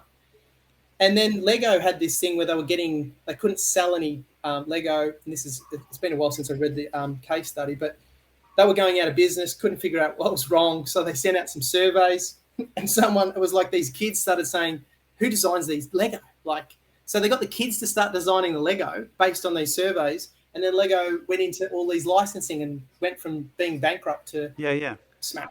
So, yeah. So that's true. Your noisiest, angriest customer very often turns out to be your best customer, because if And you your can, best review. yeah, and if you can step up and address their issues and make them happy and roll out those resolutions across the rest of your customers, then clearly that's hugely powerful.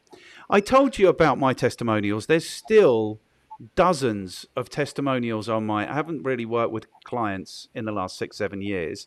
I've got 2 or 3 that I continue to work with, but there's dozens of these things. And part of the reason that I'm not with my wife anymore, a small part of the reason, is because she said to me, "Oh, you've got too many testimonials. It makes you look desperate." But I just got into the habit right at the very beginning. This was in 2005, of pointing my phone, my camera, my phone camera at my customers and asking them. I think it was 4 or 5 questions. So it's, who are you? What is it that you do? Are you hearing this? What's going on behind me? Vaguely. Vaguely. Okay, that's I good. thought it was behind me. I thought it was behind me because there's building going on behind me. So I All wasn't right. sure. No, there's a kid screaming downstairs is what's going on this end, so you're not hearing it if you think it's construction. A Okay, good. a So little bit. there were 4 or 5 questions. So who are you? What is the nature of your business, kind of stuff? Why did you decide to work with the Effective Marketing Company? What is it that we've done? What is it that what's the very best thing about working with us? And who do you know who might benefit from this? So it was just 5 questions. Or no, it wasn't who do you know. That would be off camera. But it would be, what would you say to anyone who's thinking about working with us? And those 5 really simple questions gave us absolute dynamite. So when they're answering the question, why did you decide to work with us? They're giving us the motivation that people who are thinking about working with us need to have. And when they say, "Oh, I wouldn't think twice about working with the Effective Marketing Company," they're pushing them over the edge. Do you know what I mean? And all the time they're on video, the person who's watching it, who must be thinking about working with us, is identifying with them the language they Yeah. use, the style of their Yeah. business, what they look like. So it's just gold dust. So this all came together beautifully one day when a friend of mine phoned me at 5 o'clock in the evening, and he was running an exhibition. He's like, "We've got a stand free tomorrow. Do you want it?" It's like, what on earth am I going to do with a stand now? It's 5 o'clock. I can't be there. No one can be. What am I going to do? He's like, "Just take it. If you can do something with it, you can. If you can't, don't worry about it."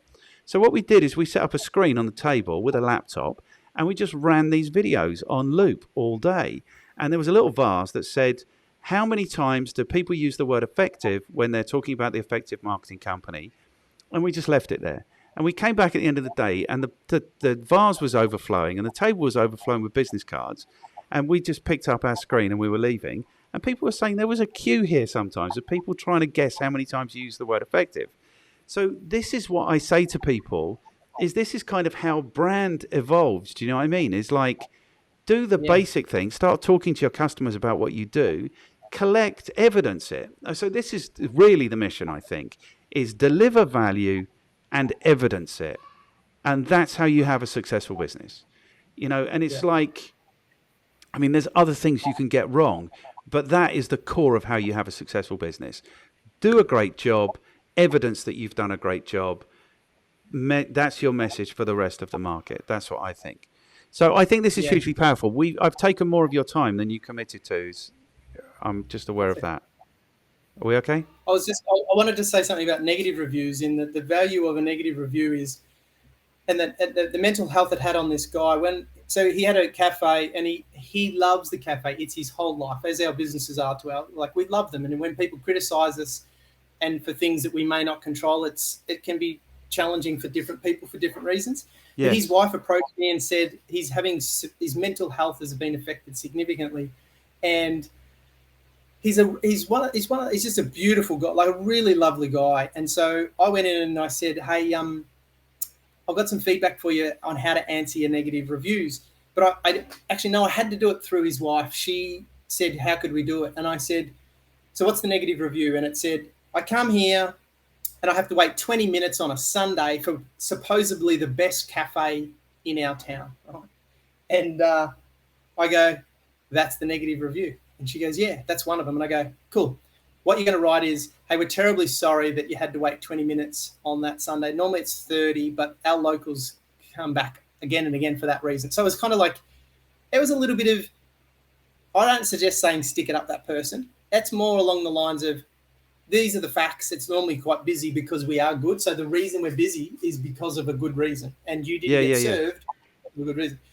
The other negative one was, I'm trying to remember exactly what it was, but it was along the lines of, actually one of my very big clients had sent me an email just before about, they got more than 70 stores and they go, we need help with this one.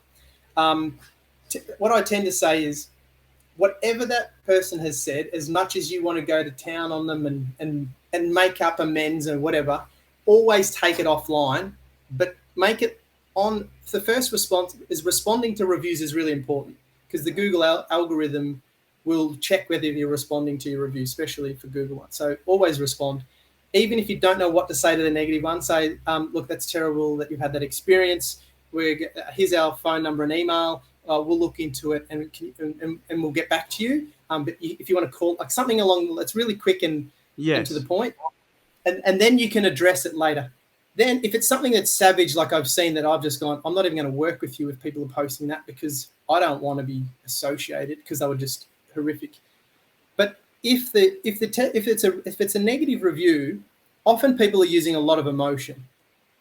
And then the worst negative review you can get is a very structured, well-reframed person speaking in like no emotion. They're terrifying, really, because it's like, ugh, made a big mistake here. Yeah. But if they're showing a lot of emotion, you can write. Part of it is like, we're terribly sorry that you've, and I haven't got them handy, but it's like, we're terribly sorry you've gone through this experience. But based on what you've said, and then paraphrase back to them, this, and this, we understand that you would be feeling quite upset. Now, that doesn't mean you are relating to them. Sorry, it doesn't mean you are agreeing with them. And I haven't got the right language there, but it's like you are relating to them. You are. I think the first thing you have to do is acknowledge. You know, whatever you're saying is perfectly valid. You took a chance on our business. You spent some money. You spent some time. You spent some energy with us, and you didn't get quite what you wanted. You know, so I think the important thing is that you acknowledge. Yeah. The issue is if you're not doing this, you're flying blind. You've got no idea if you're doing a good job or not, and that is stressful. Right. You know, it's like driving a car with blackout goggles on. That's stressful. You know, because when are you going to hit something, and you can't bear to take the goggles off, because then you'll know how horrific it is. What was the thing that I wanted to say about? Yeah.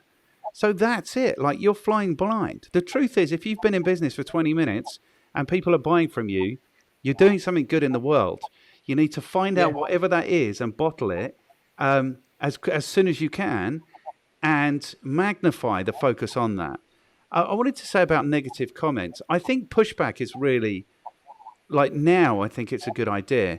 So I do like a WTF thing where I do like a marketing jargon busting thing, and it's got this wacky music going on. People don't like it. And they're like, and I had one, which was somebody came and commented, I couldn't concentrate because of the music, blah, blah, blah, blah, blah. And I just, and I wasn't in the mood that day when I got that comment. And I was like, literally, I'm really sorry we weren't able to deliver precisely the answer for precisely the question you had in precisely the way that you wanted, without having any idea that you even existed. I really hope you find the answer in exactly the way you want it in the future. Do you know what I mean? And it's like, but people have liked that comment because it's, how can I possibly? Do you know what I mean? Or how can you possibly? But if you're not getting those negative comments, how do you improve your business? There's a couple of really good things there. One is, depending on, there's a thing about, like, you know how there's the left and the right. You almost want you either pick a side and pick that side and go all in on the left or all in on the right, whatever you want to do. And then you'll have your supporters thick and fast. But if you are wanting to appeal to a bigger audience and someone does a negative review, the best advertising that you will ever get, I think, on Google is a good negative review. The reason being is, if you've got 150 reviews and 3 negative ones, everybody who reads a review will always go to the negative They won't read Yes. the 150 positive. So if the negative review is the person's using emotion, the person reading it goes, this person's a bit off the handle. I can tell. They don't even care about that negative review. But then someone puts a decent negative review, and then you jump on saying, like say for instance, it was a guy from music. It's like, hey, thanks for the feedback with regards to the music. I'm just trying to think of how I would do this one. What we've found is that music is wouldn't do this, but it's like that's the music that pushes the people away that we don't like. So it's actually doing its job. Now, I'm saying that as a joking way, but you would want to say something along, if it wasn't, music's a tough one, but they're kind of upset. I would say, look, we appreciate your feedback, but the majority of people who come into our store or listen to the program actually really like the music. And I would kind of leave it at that. But if it was something along, you made a mistake and it didn't arrive, like one of my friends, he's a friend now, but he would always get these issues about the post, and it was nothing to do with him. And it's like you could read his negative reviews and you could tell it was an Australia Post, not him. Like they'd say, it turned up late, da-da-da-da-da-da, and they're like, yeah, but that was Australia Post, so it's not, we're, and those are brilliant negative reviews because people can read through them. It's not about the product. Yeah. If it is about the product or the service, it's the biggest thing I'd say is it's not about the person complaining then, it's about the next 1,000 that will read that negative review. And by saying, hey, look, we actually made a mistake here. We've actually changed our policies here and we've addressed it here. So now when that happens, this has happened. And it's only because of you brought that to our attention. And while we wish we hadn't done it, we now have made those fixes. And often if you see someone who's made a mistake, acknowledged it, and then willing to make a change, it's like, hey, they're the guys I want to deal with. They don't tear me apart. They make a mistake, they publicly admit it, and they fix it. Like, that's what life is, really. And it doesn't need to be any more complicated than, we're really sorry that this was your experience. This clearly isn't what we are trying to do here. You know, please give us the opportunity to make amends. Here's our contact information. Yeah. It's really not more difficult than that. But the truth is that there is so little of that compared to how much good, useful stuff there is. And I think the thing that you said at the beginning, waiting to the end of the relationship, is just ridiculous. It's like asking your wife for a recommendation when you're getting divorced. You know, she's decided she's out. Exactly. It's like, that's the worst time to ask. Not that there's any good time to ask in a marriage, like, who would you refer to me, or what would you, so that's fine. Man, this has been such a cool chat. I really think this is the most powerful thing in marketing that nobody is talking about at all. I think so too. And we didn't even talk about video testimonials, or a little bit, but that time, if anyone's going to get video testimonials, is talk directly to the person. So if you're going to give one, which I highly recommend, one of the greatest things you will ever do, and I was doing it for some people, built this technology, which I'm using with some clients at the moment, which is they're coming back to me, and it's extraordinary. So what would happen is I'd say, hey, Martin, thank you so much for helping me with this. And I talk directly to you. The beauty of it is you do it on your own device. So there's the intimacy and the authenticity of doing it. And that's not to say that big production ones aren't very good, but the technology allows a person, you can send it all around the world. They record it. Within a few minutes, it comes back. You can then have the link to share on social media. The AI turns the text into stuff that you can put in your SEO for your testimonial page. And then you can put it on social media. But the beauty of it is that the user spends less than 3 minutes creating something of massive value for a long term. And the end user doesn't have to worry about storage, neither does the user. Like it reduces. But the part that blows my mind is when you talk directly to a person and you thank them specifically about certain things, the impact it has on them, several have come back going, this is one of the nicest things anyone's ever done in my whole business career. And like, these are very successful people. I'm like, what? And this was, when they started responding like that, I went, actually, I did one for James, who introduced me. People have responded with really emotional reactions, and I did it to thank them. I had no idea that I would love their reaction more. Like, I can't even begin to tell you that the giving of the testimonial was far greater than getting one from anyone else. Like, it's and then they become top of mind when you're talking about other people because you've just bragged to them about them. So consider doing the video testimonials out to people, and even as don't do it for a lead generation, although it is incredibly powerful, but don't do it for those reasons. Do it because you genuinely care, and the person will come back, and then when someone's talking about something, you'll be top of mind when the opportunity is right. If it's done for the right reasons. So yeah, definitely do them for other people, and you'll be stunned at how the feedback is that comes back. And is there an application that you're using to create these? You say that there's an AI that does the transcription. Yeah, so I went down how sometimes you get down a rabbit hole because you like something, and then so I was doing these video testimonials for people. So I'd record it on my phone, but if it's more than a minute or so, you got to then upload it to with mine, I had to upload it. I think it was about 2 minutes or something, but had to upload it to the cloud. Then you had to give them the link because you couldn't send it in an email. And I know a little bit about technology, and I was like I like the people and I like the testimonials, but it's not worth all that time. There's got to be a better way. So I found this application, and then I've spent 3 or 4 months working it to the point of just make it super, super simple so that people. I'm doing it for event companies and for people. Gas company, like pretty much anyone who has a client and they want to have a video testimony. A lot of coaches are getting a lot of benefit out of it because it's that to the point about a specific problem, like you were saying.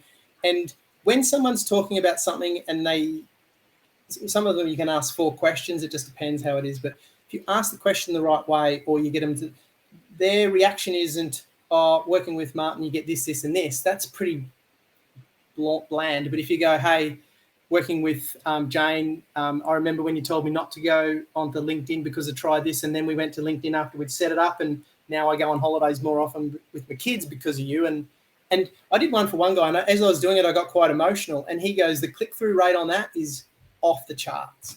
Now, yes.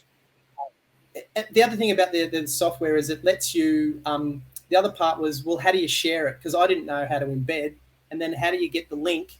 How do you upload it? Do you put it on YouTube? And all this was a nightmare. And I'm like, this took way too long. With this software, you get a link, you get embed code, and you get them to sign a consent form on the video. So they do the video, they approve it, and they sign the consent, and you get all of it in one batch. And so I just built it off that and adding it onto the review platform. But at the moment, it's everybody's talking to me about that at the moment. Cool. And what's that called? My stuff is My Biz Reviews. So if you go onto my website, it'll have a heap of stuff on there. And it's Biz. I will put a link, but it's Biz BIZ, isn't it? MyBizReviews.co.au, is that? .com.au, yeah. .com.au. Okay, super cool. Right, and what good. I'll do if you like, I'll create one for you so that you can have anyone who is either done one. I'll build one for you so that you can send it to anyone who's been on, or you could do one for all. Actually, yeah, maybe do one for all of them to thank them for being on, and just watch what happens. Because there's something about, like, when I send them out, I get excited for the reaction, because the people. I had someone who watched it when I was on, and she was crying what I'd said, and she goes, I can't watch this with you on here. Now, I said, I haven't said anything different to normal. She goes, yeah, but you've recorded it. Like, I don't know. I love brain science, but I had no idea that it would impact her that much. And I think it's because, and like, it is lovely to get them when someone, and they say things about you that you didn't know, but to send it out to someone, and when she said to me, she goes, how did you remember that I was going away the next day? And I said, because you dropped everything to help me that night, and you spent 2 hours when you could have been packing, and I didn't forget that. And she's like, oh my gosh, I can't believe you remembered that. And so and it's almost like the connection she has with me now is it's so strong compared to what it was before the video test. Yeah.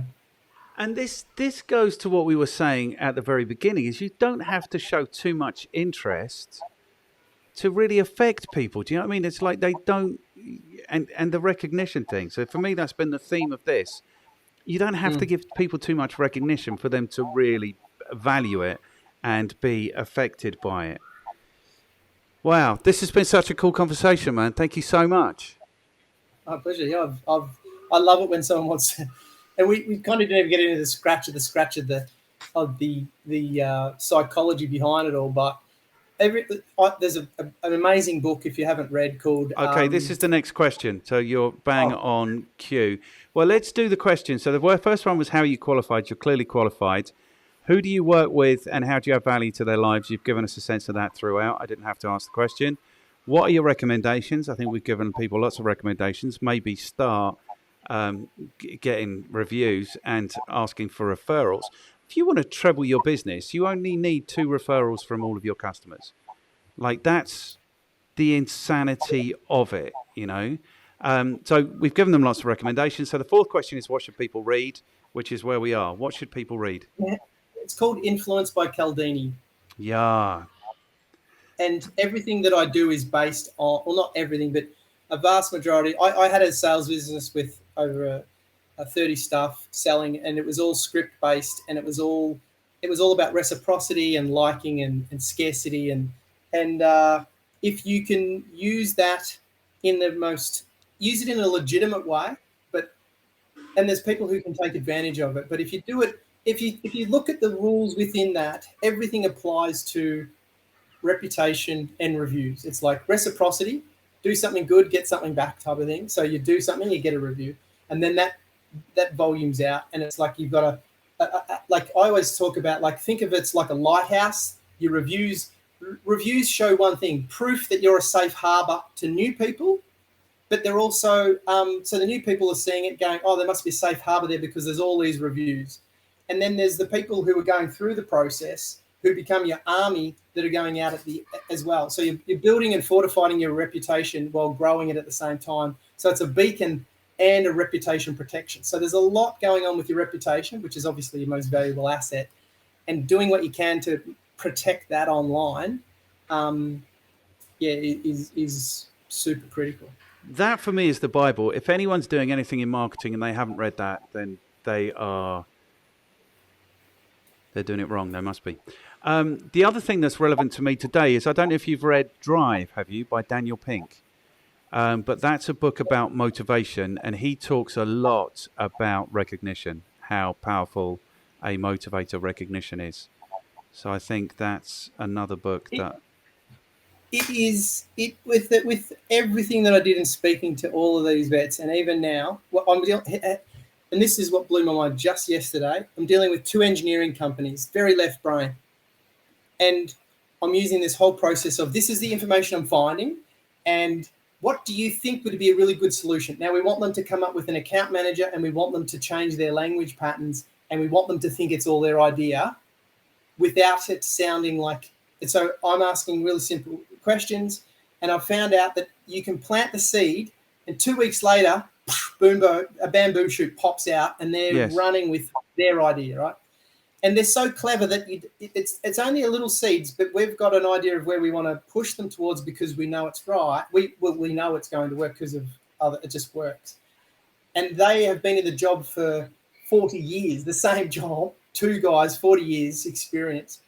And so then we say to them, so then yesterday the CEO goes, hey, guess what? And I go, what? And he goes, the language these guys are using will blow your mind. And I'm like, what do you mean? And he goes, they're starting to sound like you. And I said, oh, why? And he goes, well, they're not asking questions that, like, I can't remember the exact way they were doing it, but instead of, they were so in their tunnel and in their lane. If someone asked them a question, hey, could you pick up my mobile phone? They go, yeah. And they go, can you put it down? They go, yeah. So you put it down. They wouldn't think that you would take it with them if you were leaving the location. It was like, well, that's not my job. You told me to pick it up and put it down. You didn't tell me to look after it. So then it was like, and then they go, no, we can't definitively figure out who's a quote and not a quote. And I go, why don't we ask them, do they want to turn on the power, just turn the light switch on and get power, or do they want to know how electricity is made? And he goes, oh, yeah, there's a good group that would split that in 2. And I go, cool, so you use language for these guys for the here, and the language for these guys. And it was that he's now stopped talking about any of the rules and regulations in this group above the line. Below the line, that's what they need. But the people above the line just want to go to market. People below the line need to know because they're engineers. But he was blending them all together, thinking the above the line wanted. And his confidence has skyrocketed. The conversions are skyrocketing. And the CEO is like, we never thought his language was going to change. But he's being recognised. So again, he's being recognised for making a change that's working, but he feels it. When you do it and you get a result and you feel it, self-recognition is I would say the biggest, because if you're doing it, it works. People can say it doesn't, but you can kind of say, well, I'm the Sherpa, you follow me, as opposed to just do as you're told. I love that as well. I'm going to use that. And I think what you're saying is, or what we're saying is right. As like a marketing provider, service provider, part of the job is to let these people know that they're doing a good job and that they are valued and they are delivering value, because then you've got a platform to go out into the world. And if they're not, the worst thing you can do is go out into the world, because then they're going to be under tsunami of hate if they're taking money from people and not delivering value. But that never happens. Okay, good. So the only if you can set up this review thing so I can do reviews for all the people I've interviewed, that would be amazing, because I've been trying to think of something that I can do for these people. So I think that would be a really cool thing. Yeah, it'll be set up so that you'll be able to send them the link. And what seems to be working is, I used to think people would want to ask for their own video testimonials. But what's happening is people go, no, I don't want to ask. You asking for me makes it less icky, right? Yeah. So it's like, okay, so I'll build it by saying, hey, you're a guest on Martin's show, and actually, no, you're doing it. So I'll do two for you, right? One is you doing one for them, and you'll just be able to do your recording and then set it up for you. And then I'll do one for you that you can send to them, not as you do one for me, I do one for you, but I'll have to think about how to do that. We'll give them the opportunity. Maybe when I send one is, if you want to reciprocate, then here's the link, or something like that. Well, here's what it would be. What we're doing this with another client is, you do them for them, right? And then gift them. I can make you a generic one that's in your name. You say, hey, here's a video testimonial link that you can do one for anyone you like, or ask someone that you want one from. So they might be, I want one from this business coach, or I want to give one to one of my clients, or could be anything. And then they can give it away. But often they'll probably go, hey, if you don't remind them, they might not do one for you. But then if they do one for the client knows about you as well. And like, it's more the joy they will get from giving one will blow your mind more than it will you giving one for them. So, or getting one from them. Yeah. Excellent. Cool. Right. So the only outstanding business is, you need to throw a couple of people under the bus who will endure to have one of these conversations with me. You need to do that. You need to do that. Yeah. Because everybody does that. So you need to do that. I'll definitely do that. What industries are you looking at getting? The cool thing about this is that it's kind of grown legs on its own. So I've got no idea where this is going, because I don't know who is going to refer me. So I am interested in the two most interesting people you can influence to have this conversation with. So what I need you to do is put together a little invitation saying, I did this, it was cool, I've got a little template, and then send that to them, and that's kind of how it's going. So I shouldn't be talking to people in Australia, but I am, because I'm asking for these referrals at the end, So it's whoever you think is the most interesting person who you can influence to actually do it. Two people. Okay. I've got a few in mind. It'll like copywriters and that type of genre. Yeah. Anyone who's got anything that will be of value to people who want to be more successful in their business. Okay. Yeah, I've got several. I've got a few. If you tell me who they are, it kind of acts as a review for people who've made it this far in the video to what's coming up. I was waiting for you to do that, because if you get someone to verbally agree to something, right, the conversion rate on a review is far higher than if you just send. So here's the one thing, if you're going to hear this about reviews, guys, don't just send it out and hope for the best. Either communicate with your people. Don't send it like a magic mystery thing. Say, hey, we'd love a review from it makes sense that we'd want to get a review from a successful business owner like you, does it not? Like I've got some language patterns that you can use that make it less icky. But if you say, hey, I'd love to get a review from you, would that be something you'd be able to do? If they say yes, the conversion rate is through the roof.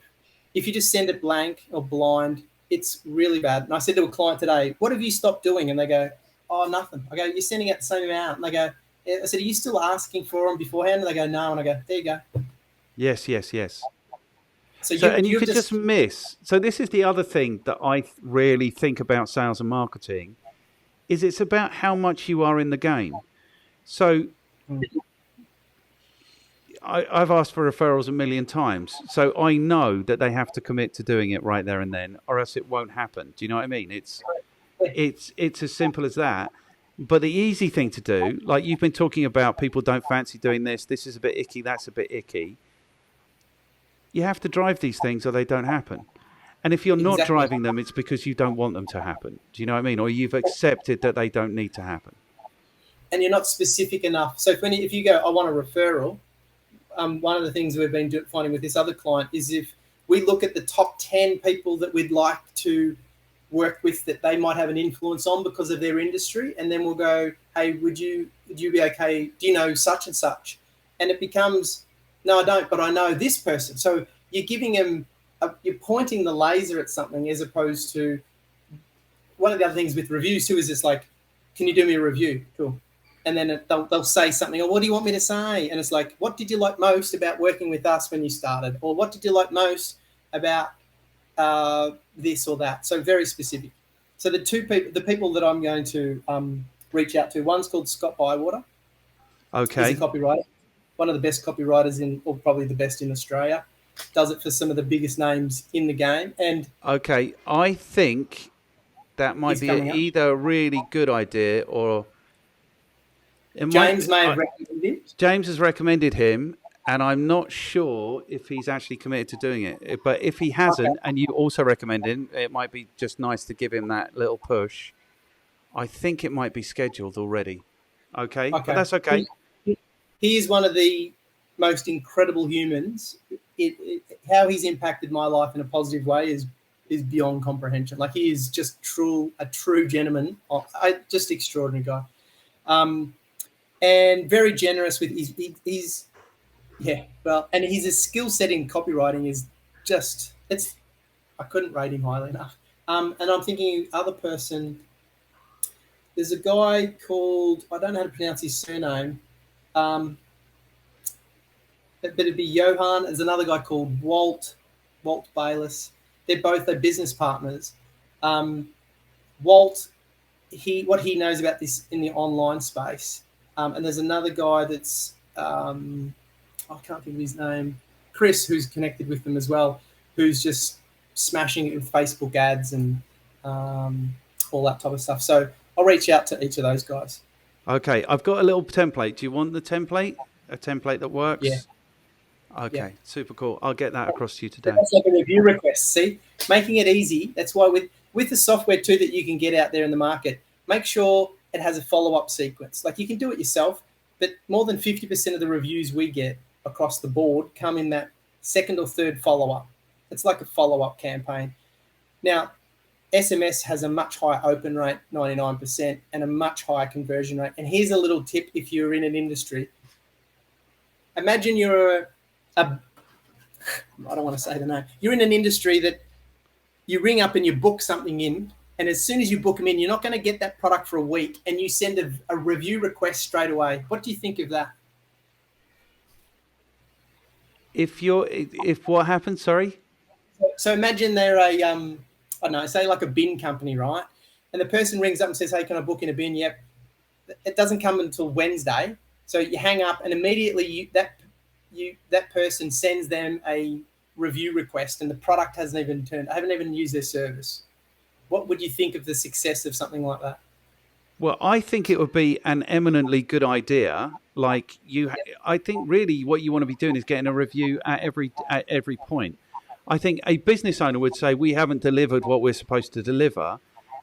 But I would argue they've already delivered part of what they have to deliver, which is the customer service to responding to the call, the Yeah, conversation, the whole thing. So I think really this should be an ongoing process where you are continuously, like with my clients, we do like a customer satisfaction thing. We're yeah, looking for touch points. So every opportunity, they have the opportunity to feedback. And then once a yeah. year, we do like a state of the nation. You're using our services. What do you think? Sort of thing. So I think that is a fantastic way to run a business. I think you'd probably get quite a bit of resistance if you were proposing it to customers. Well, he said it to me, and I said, it's just ridiculous. But I trust that you know your clients better than me, so we'll do it. His open rate and conversion rate was like nothing I have ever seen, and I can't figure out. I think I've figured out why, and I've seen the stats to pretty much prove it. But it's like if you understand the part of framing, it's if you frame someone that you're going to do something, then they're ready for it. So the framing is here. You get off the call. Boop, boop, boop, boop. You want a review now, mate? You haven't even delivered the service. We'll see. We'll see how good you are. And because he's really good, Yeah, yeah, yeah. it turns out. And then when they said, they go, absolutely. And the reviews are powerful. Like they go, oh, he was amazing. He did this and da da da da da. So and so what it is it's framing that we care enough about you that we're gonna ask for a review now, because if we're no good, you're gonna bag us. And if we are good, you're gonna let us know. So it's almost like we're so confident. Like it's a really, I love it, because it's just all you're really doing is saying, you're kind of implying we're doing such a good job and we want you to know about it and we want you to review. And because they do SMS only, it's the cut-through rate is much higher.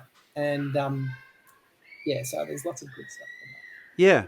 And it is that framing which is so powerful. It's like when I was selling mobile phones, it existed. You had two options. Either you got really good at getting referrals or you spent days of the week cold calling people. Cold calling people was a disaster. So literally, you'd do the deal or not do the deal. It didn't really matter. At the end, you'd say, oh, and everyone I speak to refers two people to me. And wait there with the phone for them to give you the number, and it's as simple as that. And they'll be like, Yeah. well, you haven't been able to help me, or or whatever. I haven't got the phone yet, or whatever. It's like, no, I'm never seeing you again. You know what I mean? And everyone I speak to refers to people. It's incredible. I'm speaking to Scott next Friday, so you don't need to worry about Scott. Oh, anyone who's still like, he's the one to watch. I don't know many of the other guys. James would be great too, but there was something. What were you just saying then? Just before that, there was the something framing. Yeah, why not say whenever somebody walks into your coffee shop, all of our customers leave great reviews. Just here's your order, and all of our customers leave great reviews. Do you know what I mean? Just maybe that's enough, Or how do you rate my service today out of 5? And if they say, oh, it's a 5, you could say, oh, that looked really good on our Google reviews, if you wouldn't mind. Do you know what I mean? I was going to say, I think there's a really cool way of, and this came about by accident. I used to install antennas many years ago. I wanted to get out and use my hands, and I'm much better at not using my hands, like as in I'm not a mechanical person, but I'd walk into the house and it was really hot this day, and I'd had a jug of cordial at the previous house and she'd made me a sandwich. So I get into the house and the lady says to me, would you like a drink or something to eat? And I said, no, it's okay. The last lady gave me a jug of cordial and some sandwiches. I'm all right. So I go out to the truck, come back. There's a jug of cordial and a plate of sandwiches. And I went, here we go. Yeah. I don't have to buy lunch. I don't have to buy lunch ever again, because I was never lying. They'd go, would you like a drink? I said, oh, no, one of the other places gave me a jug of water. And so I get a sandwich. What do you want in the sandwich? And what type of drink do you want? Without fail. And then I thought, what if this works for money, which is where it ties back into everything, is they'd go, are you busy? And I go, well, because I do such a good job for you, like most of the time, I'll just say, because I do such a good job, most clients recommend between 3 to 5 people at the end of it, or they've got the people's names and that set up, because I go above and beyond, and as you can see. And they're like, yep. And then by the time I get out to the truck and come back, they've got the names there, or they've called them and booked me in before I haven't even asked. And when I sold the business, they said, you want 20,000 for your phone number. And I go, yeah, that phone number has got And then when the guy took over the franchise, the franchisor was disappointed because he wasn't getting hardly any leads from the franchisor, because he's like, you put something in place. It was just like, it was planning. It's again that identity, letting people know what good people do. They want to associate. They want to be known to be that type of person. So you've got to be very careful on what you say you want to have happen. So if you say, oh, my customers are miserable, they'll become miserable pretty quick. Yeah, for sure, 100%. Man, this has been such a cool conversation. We've overrun by 45 minutes, and we scheduled an hour and a half. So we've been going for 2.25 hours. Wow. Well, I enjoyed it, and people will be able to listen back and forth between their events or watch in between. Yeah, 100%. I think. So what we'll do is we'll say a pretend goodbye now for the audience, and then I'll stop recording. Then we'll say goodbye like normal human beings. Okay. Thank you so much for your time, man. My pleasure.